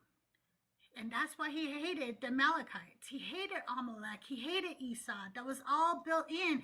And when we teach people that something is in your blood, that is the epitome of bigotry and racism. What the fuck? Absolutely. That's one of the reasons I kind of fell out of love with this God. It's like I started seeing, one, that I wasn't special, and two, how much he hated people. Like, he's mean and hateful. He really I was like, why do I want to be special to him? I remember when I was in the 3rd grade, we had a bully in my class. Her name was Jessica, and all the kids were afraid of Jessica. She was just a bully. And so everybody wanted to get underneath her so that they would be protected, like safe from her bullying. Oh, yeah. So it's so weird that we, you know what I mean? It's like we try to attract or be close to the bully to protect ourselves from the bully. And that's kind of how we are with God. It's like we can see how mean he is to other people. So we try to draw close to him and feel special so that he won't treat us the way he's treating other people. Yeah, someone basically said that that's why they were a Christian. They were saying how I'm Christian because I don't want to be victim of God's wrath. And then I'm like, exactly. That's just obedience. That's like a slave mentality. Which is not. It really is. And when Crystal, your song, Crystal, reminds me of that, because I think a lot of people are like that about Trump. You know, like they're trying to be in that inner circle so that they can avoid his wrath, right? They're afraid that he's not going to like them, or he's going to call them names, or, you know, he's going to send the police to them or whatever. So they're all trying to get underneath them so that they can escape the wrath, just like Christians are trying to get under God so that they can escape the wrath. So no kings, no God. That is like, oh my God, 100% on point. 100%. Thank you. Yeah, you know, I also was thinking about, like, when you're a kid, you hear all these history stories and lessons, right? And they're all fantastical to you, whether they're tragic or about conquering or whatever they are, right? And certain lines and certain things stick with you as a kid. Like, you'll remember, like, you know, silly little things like George Washington never told a lie or something like that, which of course I didn't believe, because I was like, everybody lies, right? But I do remember being taught that famous line, give me liberty or give me death. And I remember even as a child, like, really pondering what that meant, right? Like, I don't think really a lot of people really understand what that means. Like, a lot of people would take life over liberty. And they do every day. And like every day, they choose life over liberty by voting their rights away, by fucking like bowing down to these people, and by being scared of them, by being scared of the repercussions. Trump didn't know what to do about the crowds yesterday, so he made an AI video where he's king shitting on all of us. That's what he did. That's his big comeback. That's his big comeback, you guys. That's what he did. That was the result. So I'm not scared of him. He's got nothing. He's got nothing. And you know what? What am I going to do? You know, like, I'm not going to stop talking about what a horrible man he is, I'm not going to stop talking about human rights. I'm not going to stop talking. So, I don't know, give me liberty or give me death, I guess, because fuck this, fuck Trump, fuck the patriarchy, fuck fascism, fuck all of that shit, right? So, I don't know. Like, I think people need to stop just giving their rights away and giving other people's rights away. Fuck, stop doing that. It's awful. But that's what he did. Did you guys see that AI video? It's him in a fighter jet with like a crown on his head, and then he flies over the crowd and then he shits on everybody. That's our president. That's the leader of the free world right now. Shitting on his own citizens. Have you seen any of the, like, where Trump is like talking with a whole bunch of administrators and all that stuff where they talk about problems? No. I forgot what it's called, but I listened to one of them, and he literally quite said, I forgot what city it was, but it was basically like, if you walk out at like in like a dark alley, you're gonna get unalived. Like just randomly in a conversation. I'm like, what are you talking about? We're talking about the wars in Gaza and you're talking about that. I'm like, what? Right? Like, and I love it when he says stuff like how Portland's on fire, and then they show video footage of Portland, and it's everybody in mascot costumes, like just. Oh yeah, I've seen that. It's hilarious. It's like, what is he talking about? He was talking about how ADHD is affected by Tylenol. Like, what is? I know, he's so what? dumb. All right, you guys, since we have Mama Bash here, you guys, let's play my tab game, because Mama Bash was a pastor, okay? So her Bible knowledge is amazing, but Mama Bash, these are tabs of things that I put in my Bible from listening to all you guys and also getting Justin's cheat sheet. And I'm not done. Like, every time you guys talk, I add new tabs. But here's what we do. Like, you just pick a color. So you see all the colors here? You can pick any color. The first person to name a color in the chat, that's the color I'm going to turn to. And then we'll go read something amazing. Okay, green. Soy sauce. Do you want top green or middle green or bottom green? Okay, see, everybody say green, but top, middle, or bottom? Bottom green. Okay, we're going bottom green. All right, we're going from the back of the book today, because we did the front yesterday. All right, so today, so we're going to talk about how there's no free will, okay? There's a Bible verse about no free will. We're going to turn to Ephesians chapter 2, verse 8, okay? For by grace you have been saved through faith, and this is not your own doing. It is the gift of God, not the result of works, so that no one may boast. For we are what he has made us, created in Christ Jesus for good works, which God prepared beforehand to be our way of life. To me, that sounds exactly like predestination. What do you guys get from it? Essentially, yeah. I'm shopping right now, so. Okay, buy me something, soy sauce.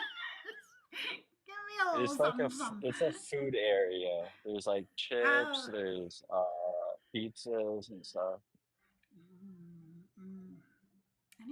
Any cookies? Because that's really my favorite. Okay, so yeah, like to me, that's predestination. God prepared it beforehand. I remember also, it's so weird. As a Christian, the cognitive dissonance is wild. And when you think about your own cognitive dissonance that you've sat in as a Christian, it's even weirder, because I believed in free will, but I also somehow, I just want you to know, believed that God had chosen me before the beginning of time to be special and sanctified and set aside for him, and he guided all my steps. I'm glad I'm not alone, Mama Bash. Mama Bash says, me too. Like, so I don't know how that all actually could work, but that's what I believed. Okay, Yeah. good. I'm so glad that cognitive dissonance had us looting. Yes, it did. It was wild. Okay, pick a color. Whoever does it first in chat, remember, I'm going to choose your color. And then we will read a Bible verse and we will talk. Yellow. Okay, we're going to do yellow. Okay, this is one of my ones that I have no women. Because God did not like women. And we're still in Ephesians, okay? Oh, I think we read this one. Let me go to a different one. I'm going to go to no free will. Okay, we did that other one. That's why I'm going to change it. And I'm going to start going down the list. All right. Back in the Stone Age, who created more? The guy who picked up. You know what, Seven, you know what's a funny story in the Bible? Is that when the guy goes to pick up sticks and then they don't know what to do with them because it's the Sabbath. So they bring him to Moses, and then I think Moses talks to God, and then he comes back and tells them we all have to stone him. First of all, there is a law in Levitical law that's basically if you sin unknowingly, there's a sacrifice you can make. So one, he should have been offered that because he unknowingly sinned, but he wasn't. And two, he is stoned to death because he's working on the Sabbath by picking up sticks. But they get to pick up stones to throw at him on the Sabbath. Make that make sense. Make that make sense for me, okay? No free will in chapter 9 of Romans. And we all know this one, right? Like, this one's a give me. This is one where I just really, like, they have a lot of problem getting past this when we go over this one with them. Chapter 9, verse 19. You will say to me then, why then does he still find fault? For who can resist his will? But who indeed are you, a human being, to argue with God? Will what is molded say to the one who molds it, why have you made me like this? Has the potter no right over the clay to make out of the same lump one object for special use and another for ordinary use? What if God, desiring to show his wrath and to make known his power, has endured with much patience the objects of wrath that are made for destruction? And what if he has done so in order to make known the riches of his glory for the objects of mercy, which he has prepared beforehand for glory, including us, whom he has called, not for the Jews only, but us from the Gentiles, as indeed he says in Hosea. So he has clearly made some of us for destruction, according to this scripture, which means we didn't have free will, we didn't have choice. This was our destiny designed by God to show his power and his glory somehow. I don't know how it shows his power or glory that I don't want to follow him. I don't know how that glorifies him, but it's one of those people who like make a mistake and they go, I did that on purpose. You know, that's what God is. That wasn't a mistake. I did that on purpose. Any comments from Mama Bash or Soy before I go to the next one? We're going to keep playing until I get a Christian. Christians, if you want to come up, guest box is open. By the way, I will be live for about 45 more minutes. I'm sorry, Soy Sauce, what'd you say?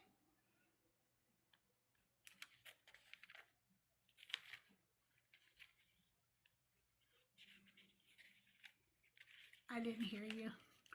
All right, so we got another green from Darville. Darville, tell me which green you want. Do you want, top, middle, or bottom? I'm going with you, Darville. This one, or this one? Darville says middle. Okay, you got it. All right, Darville, you got it. We're going this sagey green color. Again, this one is anti-women. That's a favorite topic of this guy. They do not like women in this book. You know, I find it funny that for a book and a God and a religion that doesn't like women, that they're not more pro-homosexuality. Like, you would think they would be all over that, since they like, you know, male genitalia so much. You think they would be like, yeah, we didn't want women, we just wanted to all be in gay love together, because that's what it seems like. Okay, we're going to turn to 1 Corinthians 11:7. For a man ought not to have his head veiled, since he is the image and reflection of God. See, so men are made in God's image. Women, we are not, okay? Stop it. You're not, okay? Since he is the image and reflection of God, but women is the reflection of man. Indeed, man was not made for women, but women for man. Neither was man created for the sake of women, but women for the sake of man. For this reason, a woman ought to have a symbol of a woman ought to have a symbol of authority on her head because of the angels. Nevertheless, in the Lord, women is not independent of man, or man independent of woman. For just as woman, I keep saying the wrong thing, came from the man, so man comes through woman, but all things come from God. So man was made in God's image, women were not, and we were made in man's image, and therefore we should cover our head like angels have a halo. Like, what the? This is the dumbest thing I've ever heard. I don't even know how somebody reads this and doesn't just blatantly see that some misogynistic idiot wrote this. I really don't.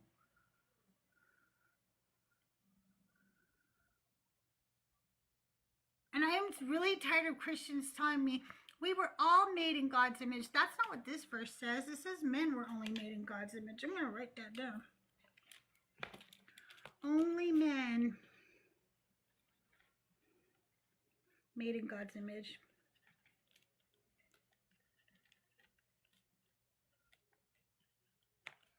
Women, we're made in the image of men. That's disappointing. I don't like hearing that at all. Skeptic says purple. All right, Skeptic, we're going with purple. You guys, I'm just trying to entertain you since no Christians are coming up right now. If you're a Christian, the guest box is open. We're just talking to you today about what if you're wrong. We just want your opinions on that. Okay, this is a failed prophecy in Micah, and I'm not good at failed prophecies, but I'll see what I can do here. Maybe Mama Bash can help me if I screw this up too much. But here we go. In Micah, chapter 5, starting in verse 2, this is where Christians like to claim that this is a prophecy of Jesus, okay? But you, O Bethlehem of Ephrathah, who are one of the little clans of Judah, from you shall come forth for me one who is to rule in Israel, whose origin is from of old, from ancient days. Therefore he shall give them up until the time when she who is in labor has brought forth the rest of his kindred shall return to the people of Israel. And he shall stand and feed his flock in the strength of the Lord, in the majesty of the name of the Lord his God, and they shall live secure, for now he shall be great to the ends of the earth, and he shall be the one of peace. So my notes for why this is not a prophecy about Jesus is that Jesus did not rule in Israel, and Jesus himself said he did not come to bring peace. Does that make sense to anybody?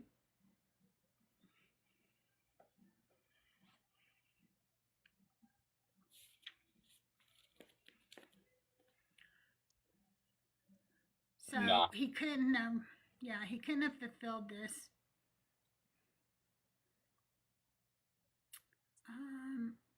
Purple, who's after skeptic?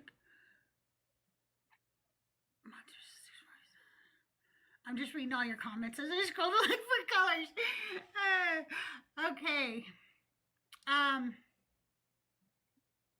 I've got about a 45 more minutes, so unless we meet the gift goal, we're 7 away, but we just don't have Christians here today. We just don't have the Christians up here today. Oops, sorry, don't mean to play that again. Did not mean to do that.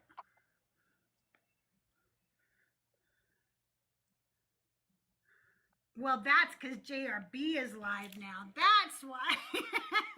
He's probably got all the Christians. Somebody go over to Joel's live. Tell the Christians that I'm talking smack about Christians and drag them back all over. Okay, somebody go join him and say, "Come talk to this girl. She's crazy." Yeah, but I think that's why when you have he's been gone so long, even the Christians miss him. Because it was like almost 3 weeks.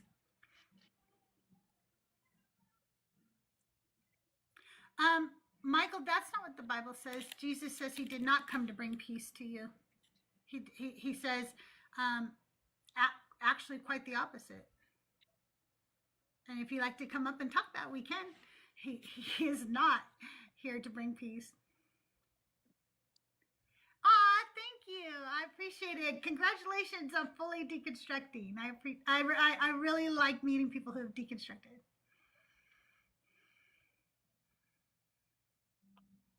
But then he didn't fulfill the Old Testament. Even if he came to do that, he just didn't do it, is the problem. He didn't fulfill any of the messianic prophecies. And, like, I don't even understand why, like, what's the attraction to this Jesus? Like, so he was alive for 33 years, but we only have, like, a small amount of time of things he did. And to be honest with you, it really wasn't that much. They even tell you, well, there was so much more he did that it would just fill up all these books. Well, tell us more, because you guys are repeating the same, like, 10 stories. It just doesn't, and they're ones that other people did. It's not even original. You haven't told us anything that people haven't done before you. Like the water into wine thing, that's been done before. Same with, like, I think walking on water had been done before too, and raising the dead had definitely been done many times, and coming back from the dead, we got lots of people who claim that too. So what's so special?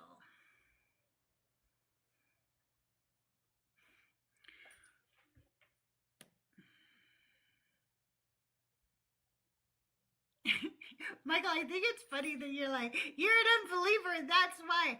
Okay, Michael, and what is your job as a Christian? What is your job? No, I'm not asking you. Oh, I'm sorry. I thought you wanted me to grab it. What is your job as a Christian to do with unbelievers? You're supposed to witness to us. You're supposed to be ready to defend, and you're sitting down and chat. Again, I'm going to tell every Christian, nobody has ever come to Jesus because you said something in chat. It doesn't work that way. I'm asking a question. How am I looking down on somebody, Michael? I'm asking you to just tell me what if you're wrong. No. It's antagonistic to ask an honest question. Apparently. But it's not antagonistic to go door to door, knock on people's doors and tell them they're going to hell if they don't change their ways. It's not antagonistic to drop into an atheist live and tell them that God has separated them out. It's not antagonistic to do any of these things. That's wild. Wild take. I do not openly claim to be an antagonist. I openly claim to be an atheist, an atheist, openly claim to want to know more about what if you're wrong. I like to talk to Christians and have conversations and see where they're coming from and what they think. I like to talk about things that I thought about when I was a Christian, because I think it helps me understand Christians better when I remember what it was like for me. You know, and actually this morning we've had two wonderful talks with two Christians, JTP and JZ, where we just had a conversation. There was no yelling, no name calling, no accusations thrown or anything. So if you can't have a conversation, that's probably that's on you, right? Like, don't be projecting that on me. I've had some lovely conversations just today with Christians. If you're a Christian who can't have a conversation, just say that. Just say that. Well, of course, I'm speaking from a lofty place. I'm in a loft. No, just kidding. I don't know what you mean by I speak from a lofty place. All I've done is read scripture and talk about it, but okay. I do think it's funny when Christians get up here and fight each other. You guys do that. I don't make you. I just will have two Christians up here and then they'll fight each other. I don't do it. I don't go, hey, he said this about your mother or something. I don't do that. I just bring them up and then they'll start talking about something like the Trinity or whatever, or who's better, Paul or Jesus, and then they fight. And there's nothing like it. I just sit back and listen because it's funny. It's funny that Christians fight with each other instead of with the atheists. That's funny to me. See, there it is.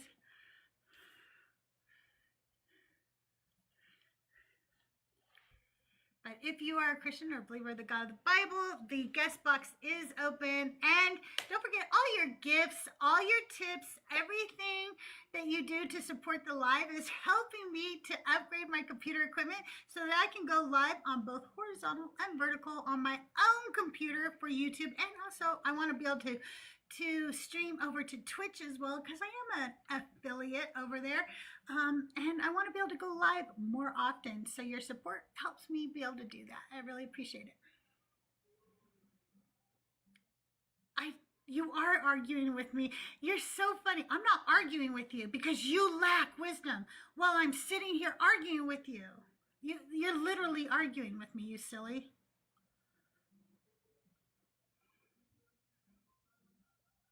I don't need godly wisdom. I need reading comprehension. And that I actually score really high on when it comes to, you know, like tests and stuff. My reading comprehension is really high. Yeah, if you have godly wisdom, why aren't you up here sharing it?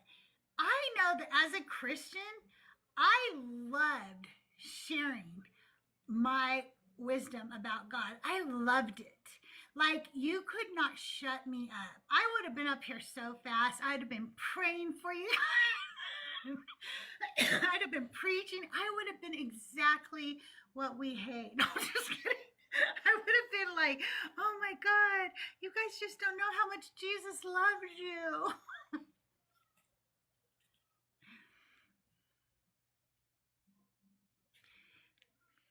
Oh, you're so funny. So the fact that you say, because you don't know him, in your unbelief, you claim he does not exist. You don't know why I claim he doesn't exist, because you won't come up and have a conversation with me. You're doing what all three of the horrible Christians did earlier today. You're projecting what you assume about me onto me instead of coming up and getting to know me. Christians don't want to get to know other humans. They want to sit above them and sit in some kind of superiority over them. And the insults and the things you're saying in the comments proves that that's what you're trying to do. Instead of actually coming up and learning about me and getting to know me, you'd rather judge me and spew things about me in comments. It makes you feel superior. It doesn't make it right. It's not the things I think or feel. It's just what you think I think and feel because you're so insecure about your relationship with Jesus. You're so scared that you might lose your security blanket that is Jesus. And in your fear, you're going to spew shit in my comments because you don't know what to do with that fear. And I'm sorry that you're so afraid. That you're afraid of your God, that you're afraid of hell, and that you're afraid of not fitting in. But I'm not afraid. And I like having conversations. And I like learning about people and what they think.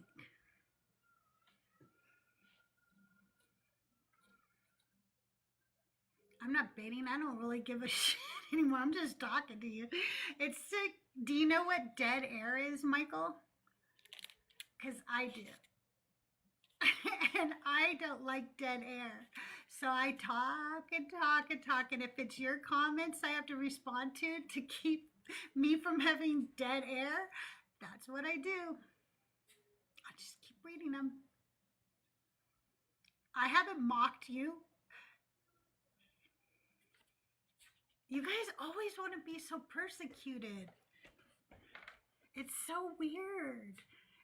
I wonder if I was like that. Did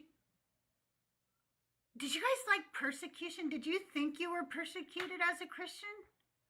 Nah. I just realized. Never. I mean, I was a different type of Christian because I was a Catholic Christian, but I also respected everyone's beliefs. And if they didn't want to hear what I had to say, I just was like, okay. Yeah. I don't know if I thought there would be persecution. You know what I mean? Like, because you heard that you would be persecuted. But I don't remember ever feeling persecuted. Like, I just remember that was something you were always told. You will be persecuted. People will hate you because of this. And if they ever, put a pew to your head and ask you if you love Jesus, you have to say yes. Because for some reason, that was supposed to happen all the time, even though I've literally only ever heard about it happening one time. And then I don't even know if that story is true. Yeah, someone was telling me how it's such an honor to unalive for your religion. I'm like, it's not an honor. Like what? No. Even I heard that as a Christian, and I thought that was weird. Disassociated Allie, I think that's your name. What's your stance on spirituality? Well, I guess it would depend on what you're talking about as far as spirituality goes. I know a lot of people who, for instance, deconstruct from the Christian religion, and then they seek out spirituality like with their ancestors or something, and I'm totally fine with that. I think that's cool, you know. Do I believe in it? Not really. Like, I don't believe, first of all, my ancestors sucked. I don't really want to talk to them. They can get the fuck out of here. I don't want to talk to my ancestors. You know what I'm saying? Like, they sucked. But if somebody gets something positive from searching out things like that, then I'm happy for them. It's not for me, but but people who are spiritual don't usually push their spirituality on you either. And they don't try to go get laws passed where we all have to get our chakras aligned once a year, or where we all have to go outside and put our crystals in the moonlight or whatever. You know what I mean? So that doesn't bother me.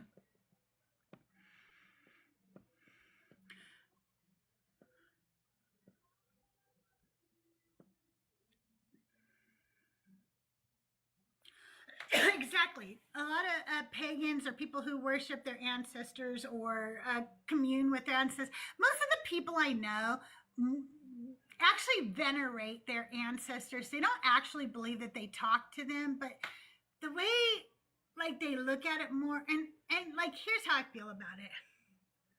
If somebody was going to worship their ancestors or something like that, to me, that makes way more sense because your ancestors' DNA is inside of you. Those are living cells inside of you, okay, that you share with them. That's physical, that's viable, that's palpable, right?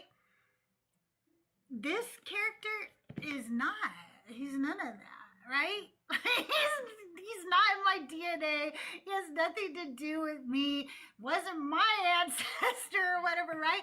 So, you know, like that makes more sense. I've even told people this before too. When I was growing up, being that my name was Crystal, I was taught crystals were evil. They were demonic. You know, you shouldn't have crystals. And then it wouldn't be till I deconstructed that I realized that, first of all, the Bible talks about crystals. There are literally crystals in like some of the most important artifacts to Yahweh, right? In the Old Testament, the onyx, the tiger's eye, you know, I don't even remember all of them. There was like, he lists them, which ones to put in, where to put them in, what to do with them and everything, you know? So obviously they were important to Yahweh. In the Bible, so they're not demonic for one. But two, again, it makes more sense to me that somebody would find some kind of healing power in something that's natural and palpable and physical and right here with us on earth than something imaginary, you know what I'm saying? Yeah, the breastplate. Yes, the priest breastplate. And so, yeah, you're right, Mama Vash. So, yeah, I don't know. These things make more sense to me. And so spirituality would make more sense to me than this. But I'm also not into spirituality because I don't find any evidence for a spiritual realm at all. I'm open to it, but so far I haven't seen it. I used to think that I saw things like ghosts or what have you, and I do like to pull out my crystal ball every now and then. Like when we meet our gift goal, I usually will pull out my crystal ball and give you a ridiculous fortune that really doesn't apply to anything, but I don't really believe. Yeah, I've seen people burn sage for bad omens too, and it smells really good, but I don't really think it does anything. Yeah, I agree. The blade of Amunra, did I say that right? The blade of Amunra. I agree. I just think it makes more sense to venerate or worship ancestors or to use crystals or natural healing techniques or even ancient, you know, like things with herbs and stuff like that, because I don't know, like at least there's some connection there, and it's viable and it's real. It's like it exists. We can see it. So I don't know, as testable, falsifiable. Oh no, you didn't mean to. Oh no.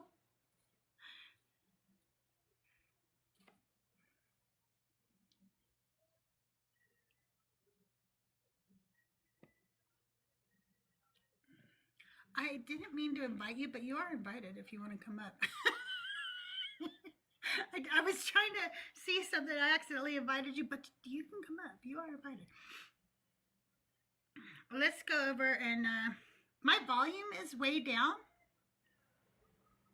You guys, is my volume way down? Let me fix that for you. YouTube, tell me if this helps. Okay, can you hear me better over on the YouTubes?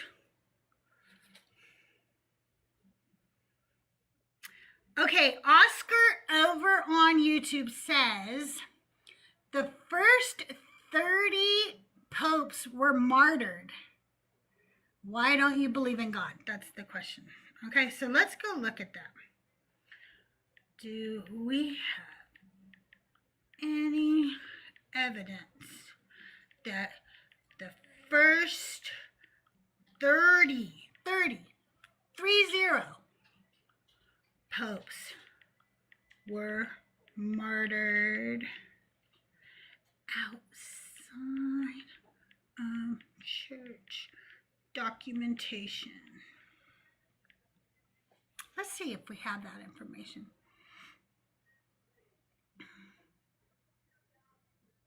That sounds like lies from the church, but I'm just saying Eusebius believes in lying for the church. Yes, Eusebius did believe that. That's for sure.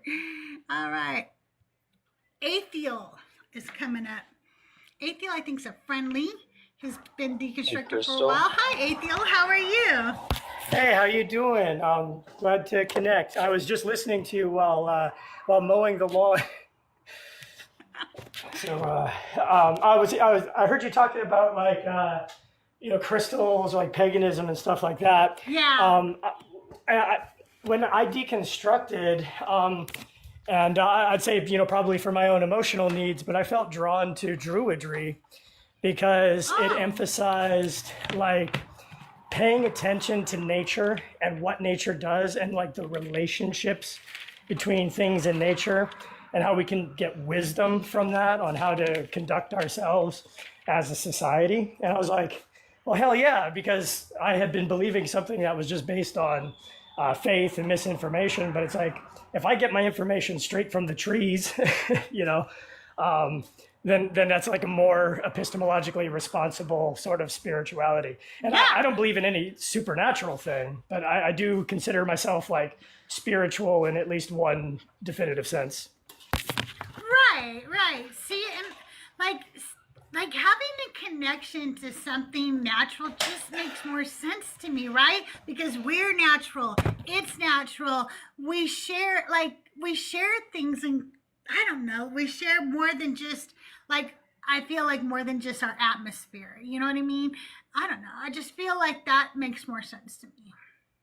Yeah, and like as I switched my careers a little bit. I had already been a programmer sort of part-time while I was a professor because the church didn't pay me jack. But I started programming, and I went and got like an applied data science certificate, and just like getting a better understanding of math, of linear relationships between things, complicated patterns. I've just been able to see nature and ourselves and our relationships and all the interactions between, our senses, our brains, our environments, our traumas, and just seeing more about how the pagans have been talking about vibrations and resonating and stuff like that. And I don't know, I've taken sort of more of a almost new age take on things, and I do rune casting and all that, but somehow I still don't believe in any supernature. But the Christians can do their rituals, they can do their witchcraft. I just wish they'd admit what it was. Oh yeah, they can do their blood rituals, their witchcraft, cast spells, do all that stuff. But don't call it that, because they don't like that. Don't call it magic. Don't call it spells. They want it to be special. Like they can do their blood magic rituals on the first full moon after the equinox, but yeah, everything they do is ritual. And if you do it a different way, if you don't do the ritual the same way they do, or the same formula they do, then you missed Jesus somehow. Exactly. That always is one of the things that bugs me about, I don't really think sometimes Christians really realize, and I didn't, that's why I say that. I don't think they really realize how hurtful some of the things that they say are. Like when you're telling them like, well, why wasn't my cousin cured of cancer? And they'll be like, well, you probably didn't like pray hard enough or pray right or whatever. And I just want you to think for a minute what you're saying, okay? Because if I have some kind of authority over another human being, which I have had many times in my life, whether I'm a parent or whether I've been a boss of somebody at work or something like that, right? And not one time when I have been given that authority, not one time, maybe as a joke, okay? Because I do like to joke. Okay, but not in real life have I ever said, I'm sorry, you didn't ask me that correctly. I'm going to need you to do it the right way, or I'm going to need you to beg or grovel, or could you try a little harder? Excuse me, that's Madam Crystal to you. Like, could you imagine when my children are hungry that I tell them, you did not ask me? Who are you to ask for food? You know what? I'm going to give you so much damn food. It's coming out your nostrils, because that's what God said, in case you didn't know. He said that to his people.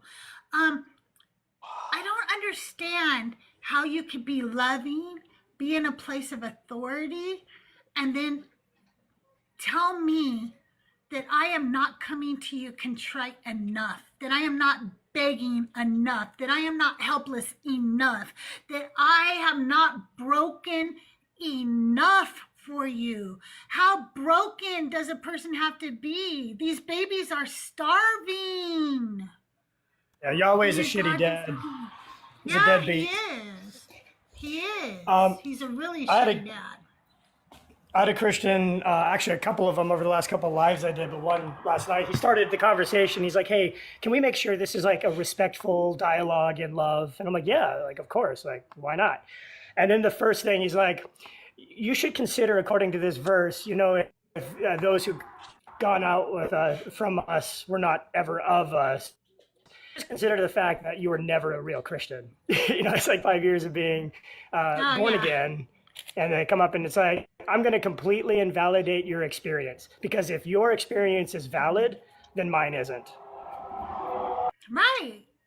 They invalidate my 40 plus years as a Christian. And it's wild to me, because so what you're saying is that somebody could live their whole life believing that they really do really love and follow Jesus.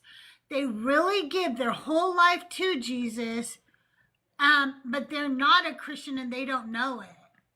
That's what you're saying. That's such a weird thing to say. Like, so all the things that when you were younger you believed in, you didn't really believe in then. You didn't really believe in Santa. Don't tell me you did. Don't tell me that you cried when Santa didn't bring you the toy you wanted, because you didn't really believe, or he would have got you that toy. What? It's so dumb. If you would have really believed in Santa, he would really exist. See how that works? That's so dumb. Yeah, and that makes me think, like, wait a second. So if I wasn't like truly born again, even though like I'm raised on it, and then like knowing I couldn't ride my parents' coattails into heaven, like explicitly accepted it for myself, gave my life for it, sacrificed for it, made my career about it, like had that fire in my bones to tell other people about it, brought many people into so-called the kingdom. But like I could have all that belief, all that faith, all those experiences, all those tears with my nose on the carpet, and not actually truly believe. That should terrify Christians. Yeah, that is wild. That means you might not really believe, Christian.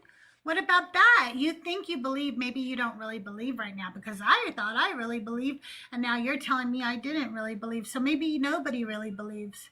I mean, it's so dumb. It's the dumbest argument ever. I literally spent 40 years. Plus, I like to tell them that there are Christians to this day who know me, who knew me as a Christian, know me now, and they will tell you there's no way she's not a Christian, even if she's doing this right now. Once saved, always saved. So they're still believing that even though I'm doing this, I'm still a Christian. And that's wild too, right? Like, in their minds, they can just deny whatever is real. And just make you have to. That's how cognitive dissonance works.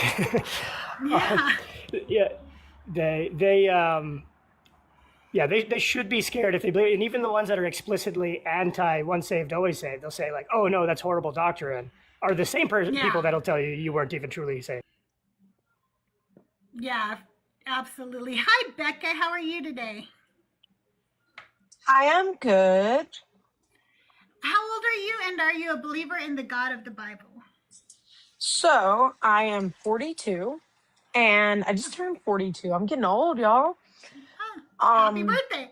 Thank you. In October, actually, the 8th. And my family believe in the Bible. I myself, I believe in parts. That'd be the most accurate description. What parts do you believe in? Why do you only believe in parts?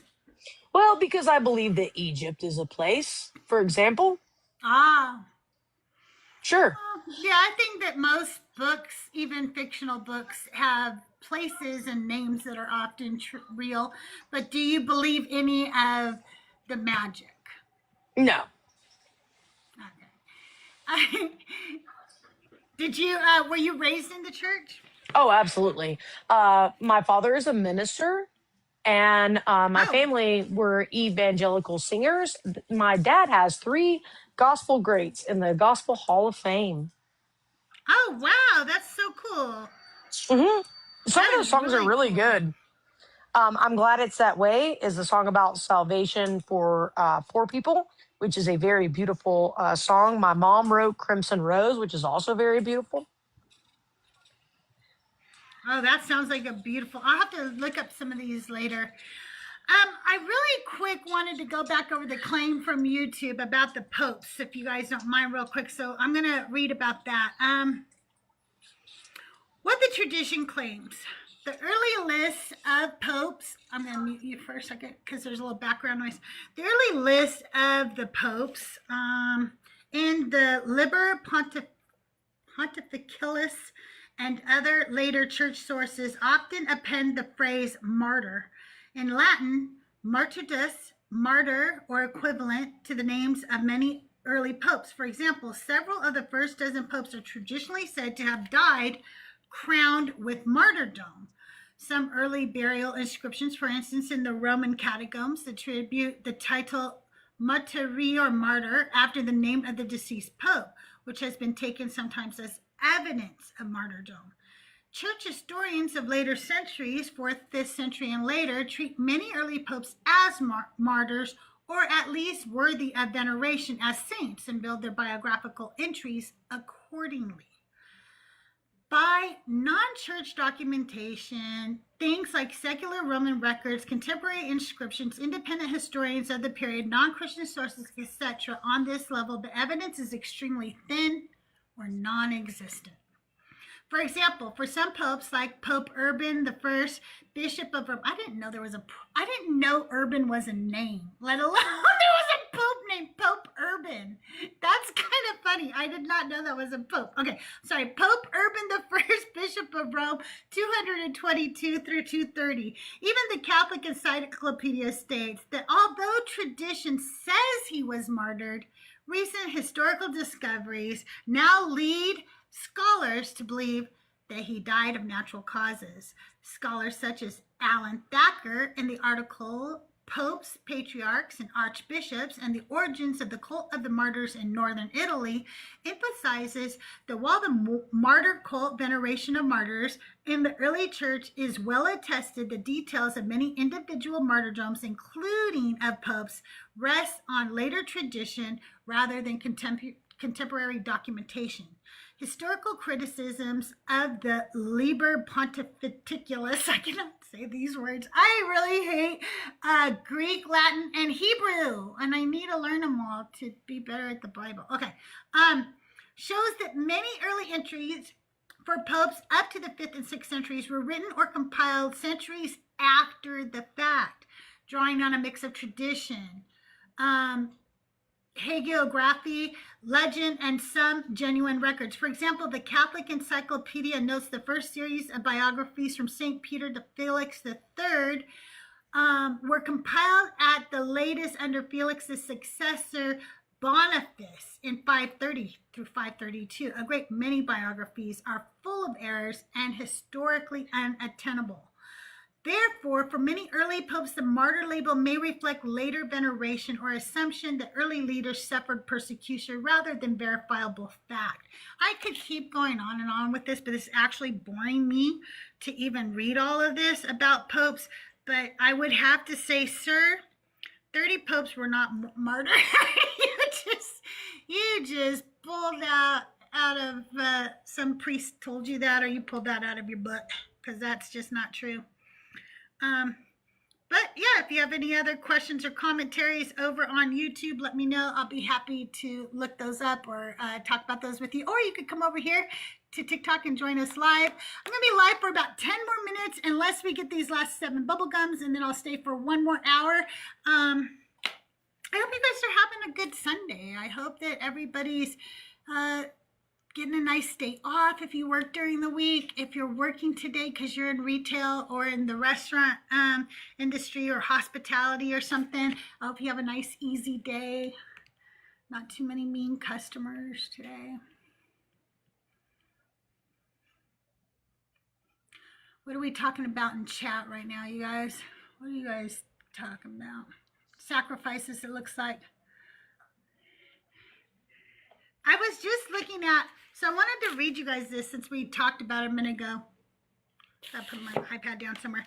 So I was telling you guys about the man who violated the Sabbath. So I'm going to read that story to you, but I want to read you the Levitical law because I don't think we really talk about the fact that this man was never offered what he was supposed to be offered, and that was to be able to sacrifice something in lieu of his mistake of picking up sticks. So to me, this is another time where God could have said, actually what he's supposed to do is sacrifice something since he didn't know, but he didn't. He just tells him to kill him. That's why I think this God does not value human life at all. He doesn't care. Hang on a minute, Becca. Let me read this real quick and then I'll let you talk. When the Israelites were in the wilderness, they found a man gathering sticks on the Sabbath. Those who found him gathering sticks brought him to Moses, Aaron, and to the whole congregation. They put him in custody because it was not clear what should be done to him. Now remember, this is in Numbers, okay? So this is after the Levitical law, okay? I'm going to read you that in a second. Then the Lord said to Moses, the man shall be put to death. All of the congregation shall stone him outside the camp. The whole congregation brought him outside the camp and stoned him to death, just as the Lord had commanded Moses. So he is doing something that not only does he not know is a sin, they didn't know it, and even Moses didn't know it. He had to go to God about it. The sin is working on the Sabbath by picking up sticks. And they are going to pick up stones and kill him on the Sabbath. That sounds like work to me. But anyway, let's go back to Leviticus 4:27 and see what really should have been done with him, okay? Because this is not what should have been done with him.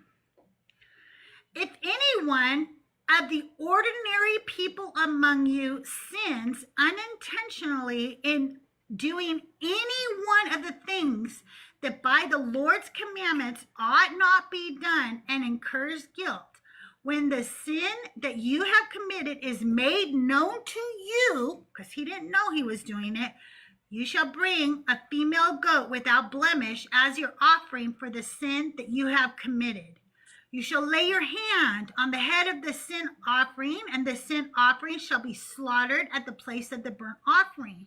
The priest shall take some of its blood with his finger and put it on the horns of the altar of burnt offering, and he shall pour out the rest of its blood at the base of the altar. He shall remove all its fat as the fat is removed from the offering of well-being, and the priest shall turn it into smoke on the altar for a pleasing odor to the Lord. Thus the priest shall make atonement on your behalf, and you shall be forgiven.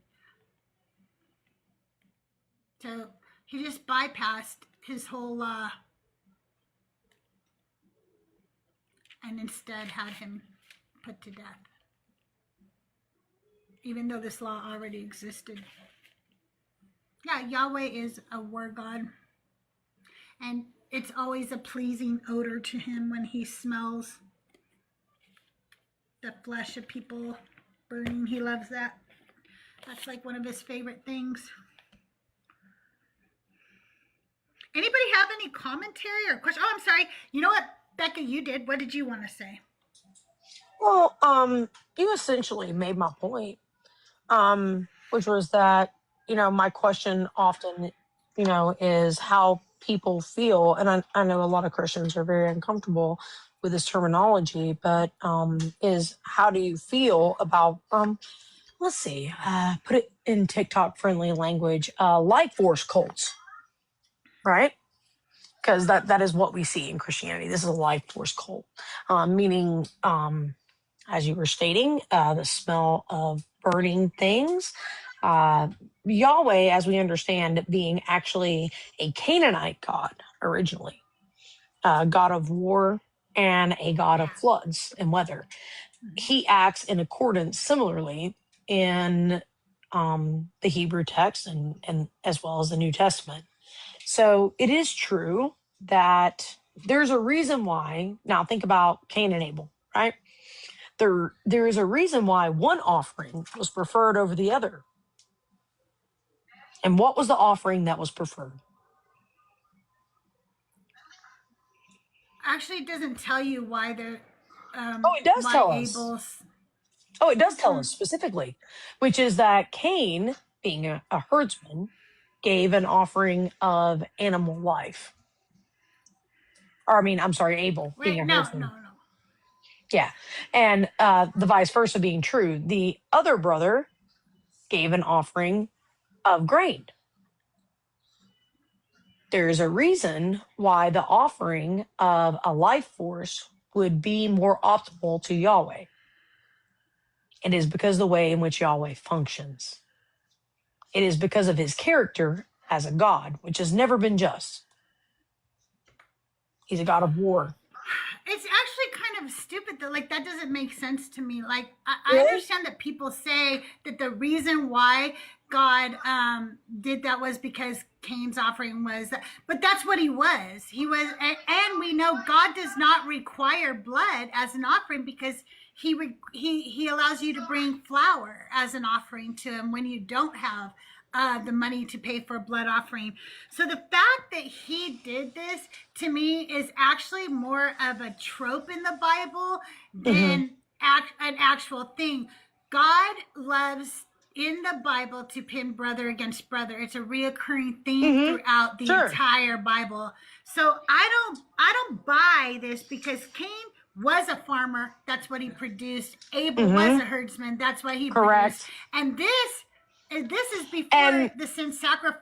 This is before the sin sacrifices are even determined in Levitical law. So they're just doing this just to do it. So they're just doing it because they're like, here, God, look at what we're giving you. And and to me, I always felt like God went, I don't care if I made you a farmer. Fuck you and fuck. Not fair. And yeah. Fuck your stuff. Like, I don't care. And but it's because what does he value? What did he require of his son? What did he value for our sins? What did he require? He didn't require blood, if that's what you're getting at. Sure, he did. He tells you, in Leviticus, he tells you he doesn't. Except that every single time. You can bring flour. Yeah, except that every single time, what did he actually require materially? Sure, he said a thing. You could bring flour. So then what was the issue? So what was the issue with Cain and Abel? What was the issue with Isaac and Ishmael? Right. So what was the issue? I'm telling you, Becca, the issue is he just wants to pin people against people. It hasn't. He does that as well. Yeah, sure. He's a war god. He does that as well. But it is also the issue that he requires a material life force sacrifice always before he's satisfied. You hit that on the head. Now own it. But I'm telling you, I disagree with you because in Leviticus he tells you can bring flour. Yeah, he did say that. But then what did he do? So, what do you mean? What did he do? He took the flour. Right. Sure. Maybe. He tells you to burn it. But every single time we see an example of two people that were offering a sacrifice, what did he ask? What was the issue of the lamb's life force on the door? Why?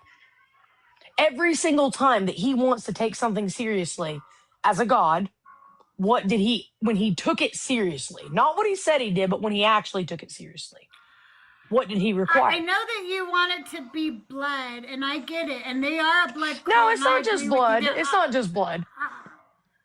It's sacrifice. And the sacrifice has to be life force because he is a war god. That is his nature. Except when it doesn't, because he tells you it doesn't. Sure, he tells you lots of things. But what does he do? Okay, but my partner can tell me many things, but what does my partner do? That's manipulation. They literally made flower sacrifices. So you're acting like they didn't do it, but they do. Like that's no, I'm not acting like that. That sure happened. Yeah, sure. Okay. But they were Let's never. Go to let me say hi to Healthy real quick. Hey, Healthy, welcome to the show. Because I'm gonna be shutting down in a minute. Healthy, are you over 18? And are you a believer of the God of the Bible? I'm definitely over 18, and I'm deconstructing from the God of the Bible. Yeah. What religion were you brought up in, if you don't mind me asking? A Baptist. My mother raised myself and my two siblings as Baptist, and then she switched over actually and was, Jehovah's Witness, a devoted and committed Jehovah's Witness for more than 40 years before she passed away this year. I buried her this year. Yeah. I'm so sorry to hear that. My condolences. Oh, thank you. Thank you very kindly. That's actually the way that it's supposed to happen. We're supposed to bury our parents. They're not supposed to bury us. But I got to tell you, the religion thing is horrible. It's divisive, and it causes a lot of pain. And I'm going to explain to you exactly why. I know that there simply is no God. And if there is any kind of God energy that does exist, it is within us. But my mother was a devout Jehovah's Witness for more than 40 years. And like I said, she passed away on the 25th of February this year. And about 2 years ago, maybe 19 months ago, my mother needed a quadruple bypass heart surgery. And long story short, she refused that procedure because Jehovah's Witnesses don't take blood transfusions, and her blood was low, and so she refused that procedure for Jehovah. Needless to say, her health failed miserably. I mean, talking about 3 times a week to dialysis and all of the pills, the medicine, and feeding her the dysentery, it was a nightmare. Okay. And it's okay. Thank you, and I certainly appreciate your sympathy, your empathy, I should say, your empathy. I appreciate that. But I want to land with this. It's not just innocent, and it didn't just it used to be harmful. It still is to this day. And the sad part about it is it's based on nothing that is actually real. I mean, I know that if I'm holding a rose in my hand, I know that. I know that my food is feeding me because I'm putting it in my mouth and eating it. But how could someone put their eternal existence on something that may or may not, we don't know that it even exists? And all indications show that it really doesn't. Now, that event happened with my mom this year. It just confirmed it. And I really became an active deconstructionist. Before that, I'd spent years just wondering, and is this real or not? And but this year really was in my face. And the Jehovah's Witnesses abandoned my mother at the end of her life. I'm going to leave with this.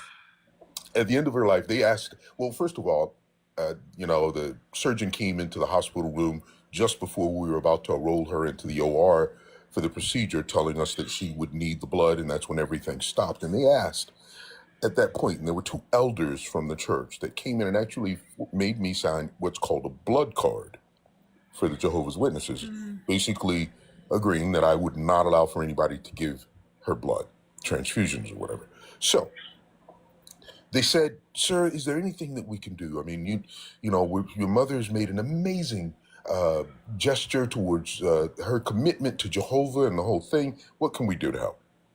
I said, "Well, as a caregiver, I've pretty much got this under control, and the help that I'm getting in order to sustain my mom. But I would hope that you would not allow for her to be alone, in the midst of this decision and for the rest of her life, however long it is. Please make sure that she's not alone." "Oh, yeah, yes, sir. Yes, we will do that. As a matter of fact, we will make sure that you do." And don't hesitate to come over to the hall and visit sometimes.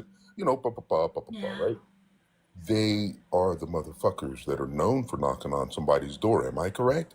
The Jehovah's Witnesses? When they're not invited, Not right? even invited, right? They'll be right there. Guess what they did for this person that was committed to them and their God and their Jehovah, and even sacrificed, I believe, her life for them, for more than 40 years. They had literally abandoned her. They didn't come and knock on that damn door. They couldn't find it or something. I don't know. What, the Uber wasn't running or something that day? It's Right. just, it angers Got bad me. And GPS. if you hang, yeah, exactly, bad GPS. But if you hear the anger in my voice, it is there. And I resent and despise religion because it does nothing more than divide us. It does nothing more than divide us. It doesn't help us. The cavalry ain't coming. I don't believe in talking snakes and shit. I don't believe in the Bible. It talks about unicorns and this flood that covered the world. But I'll tell you what, the flood that covered the world, right? It covered the entire earth for 40 days and 40 nights. But yet there is maybe one philosopher of all of them that even mentions Jesus or Christianity, or maybe Josephus says something about Jesus or Christianity. So Christianity happening in some kind of a fucking vacuum where nobody else around the world even knew about it, but the flood covered the world. There's somebody split the Red Sea, but only the Christians noticed that shit. Like, Right, and it didn't affect China, like. Right? What? Really? It didn't, like. What, you know what I'm saying? I mean, honestly, if you think about it, if you think about a lot of the things, look, check this out. How about this one? God must have hired a ghostwriter when he was creating the earth, because he didn't write it himself, right? So somebody had to be sitting there saying, well, God said, I'm going to do this and I'm going to take 6 days and take the 7th day to rest. Who was fucking there with him writing this shit down? Think about that. Who was there writing all of the Adam and Eve and all? Who was witnessing that, right? They were witnessing this shit and writing it, and they saw God and they heard Jesus, and all. It's all a story. I'm not saying that it's all a lie, because we do it right now today. It's called the movies that we create, that we watch. Yeah. Now imagine watching the Fast and the Furious and saying, Vin Diesel is my God. I believe in him. I believe in him and wholly in him. And I go and pray and worship to muscle cars and that kind of thing. And I believe that one day I'll be able to make a car fly. It's the same thing. We're believing stories. People are basing their entire existence, their eternal existence, on stories written by sinful men. They are not written by God. And we take that, people take that as God's word, but it is not. It's written by men. They are all constructs. They're all the Bible, the Torah, the Quran, the Emerald Tablets, the Dead Sea Scrolls. They are all constructs of men, and you'll know it because if God had written them, the print shop owner would. That is so cool, Mama Bash. Listen, the print shop owner would have taken a selfie with God. I'm sure of it. He would have taken a selfie with God and said, hey, listen, God came in and he ordered 15 billion Bibles. It doesn't work that way. God didn't do it. And so if you know for a fact, see, this is what we know. We have evidence of the fact that we have not seen, heard of, or experience this God that comes in so many interpretations and so many voices and so many colors, and they say that he's in everything, and he's created everything. So I've decided to write my own story, folks. Everybody listening, I'm serious. I am the movie star. I am the author. I'm the director. I am the executive director, and I'm the main guy. I'm him in my own movie, in my life, and I'm writing the story according to what I feel and believe. Because just as sure as those who wrote the Bible declared it and it became gospel, I can do the same thing. I put on my pants, well, I don't know if they wore pants, but you know what? I tinkle and shake just like those guys did back in the day. You know what I mean? Why can I not write my own? If these guys can declare who God is, I can too. For me, for my meat suit, and that doesn't mean that I'm CrystalJae's God, or I'm not the God that created the stars in the heavens and that, and I can't affect anybody's life, anybody else's life. I'm not that kind of God. But for this meat suit that I reside in, hey, you know what? If there is a God, if there is a God energy, it is right here in this thing that he created. Because, hey, God created me. Listen, God created me, and God is everything, and he is in everything, correct? Is that what they say? Yeah, God? that's what they say. Okay, so that's what they say. So guess what? God created my heart, my lungs, my spleen, my body. He created this, and supposedly he is everything. He is in everything. So I'm taking that God, if that God does exist, if there's any energy, I'm creating it myself within me. That way I have the power to love.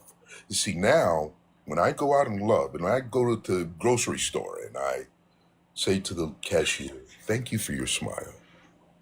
See, that's the God in me that just sent some good positive energy to her that might have kept her from being depressed or unaliving herself, or maybe somebody else, or you never know what people are going through.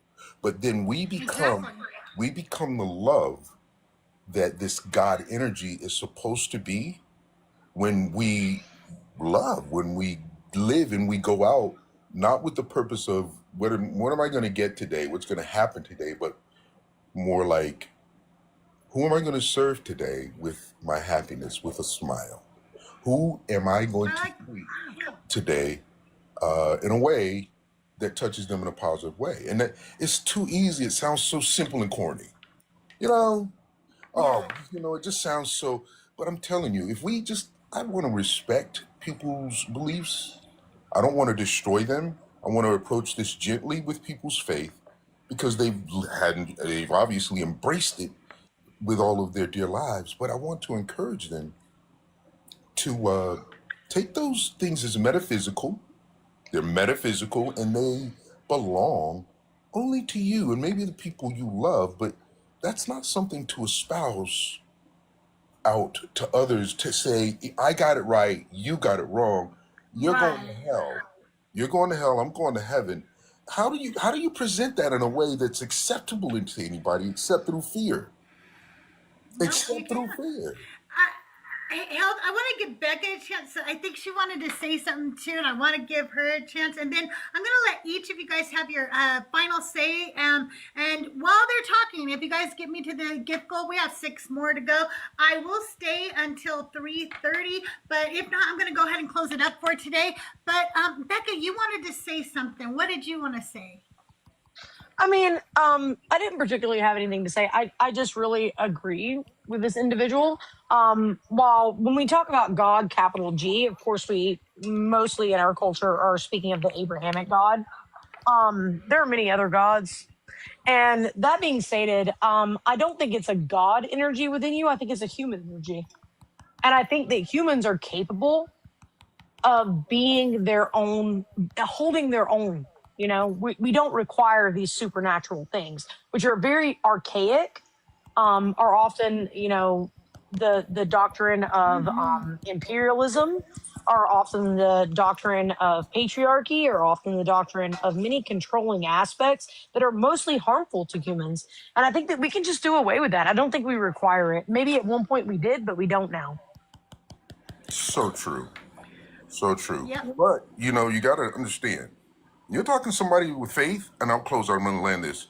You can't move them. You cannot move them because it's their entire lives. It has become literally a neurological place mark in their lives. A neurological place mark for the time of our loss of control and chaos. And they don't even know that they're developing that. People don't realize and understand that from the time that you were born, you're developing your definition of God. You are developing it yourself. You're actually creating who God is for you from the things that you're learning in your environment, such that people don't even know that they're building this neurological place mark, such that when this kind of a story. I was selling drugs, I was out, D-rugs, I was out in the street, you know what I mean? I was unaliving these dudes, all that. I was living this real hard life, right? So I wanted to change. You know what I'm saying? I saw all this going on. I was successful. I was making that money. I had that bling, you know, I was doing all that. I was drinking. But then all of a sudden, God came in my life and he saved me. You know what I mean? And I just stopped doing everything, man. I got clean. I went to church. Man, you know, and my whole life changed. God changed. No, you changed you. You decided at some point you couldn't live in that world anymore. You weren't going to survive. And you said, no more. But you referred to that neurological place mark because you didn't think that you have the power to do it yourself. You did it, but you wouldn't give it to yourself. You gave it to that neurological place mark. And that's where people live. And it's sad.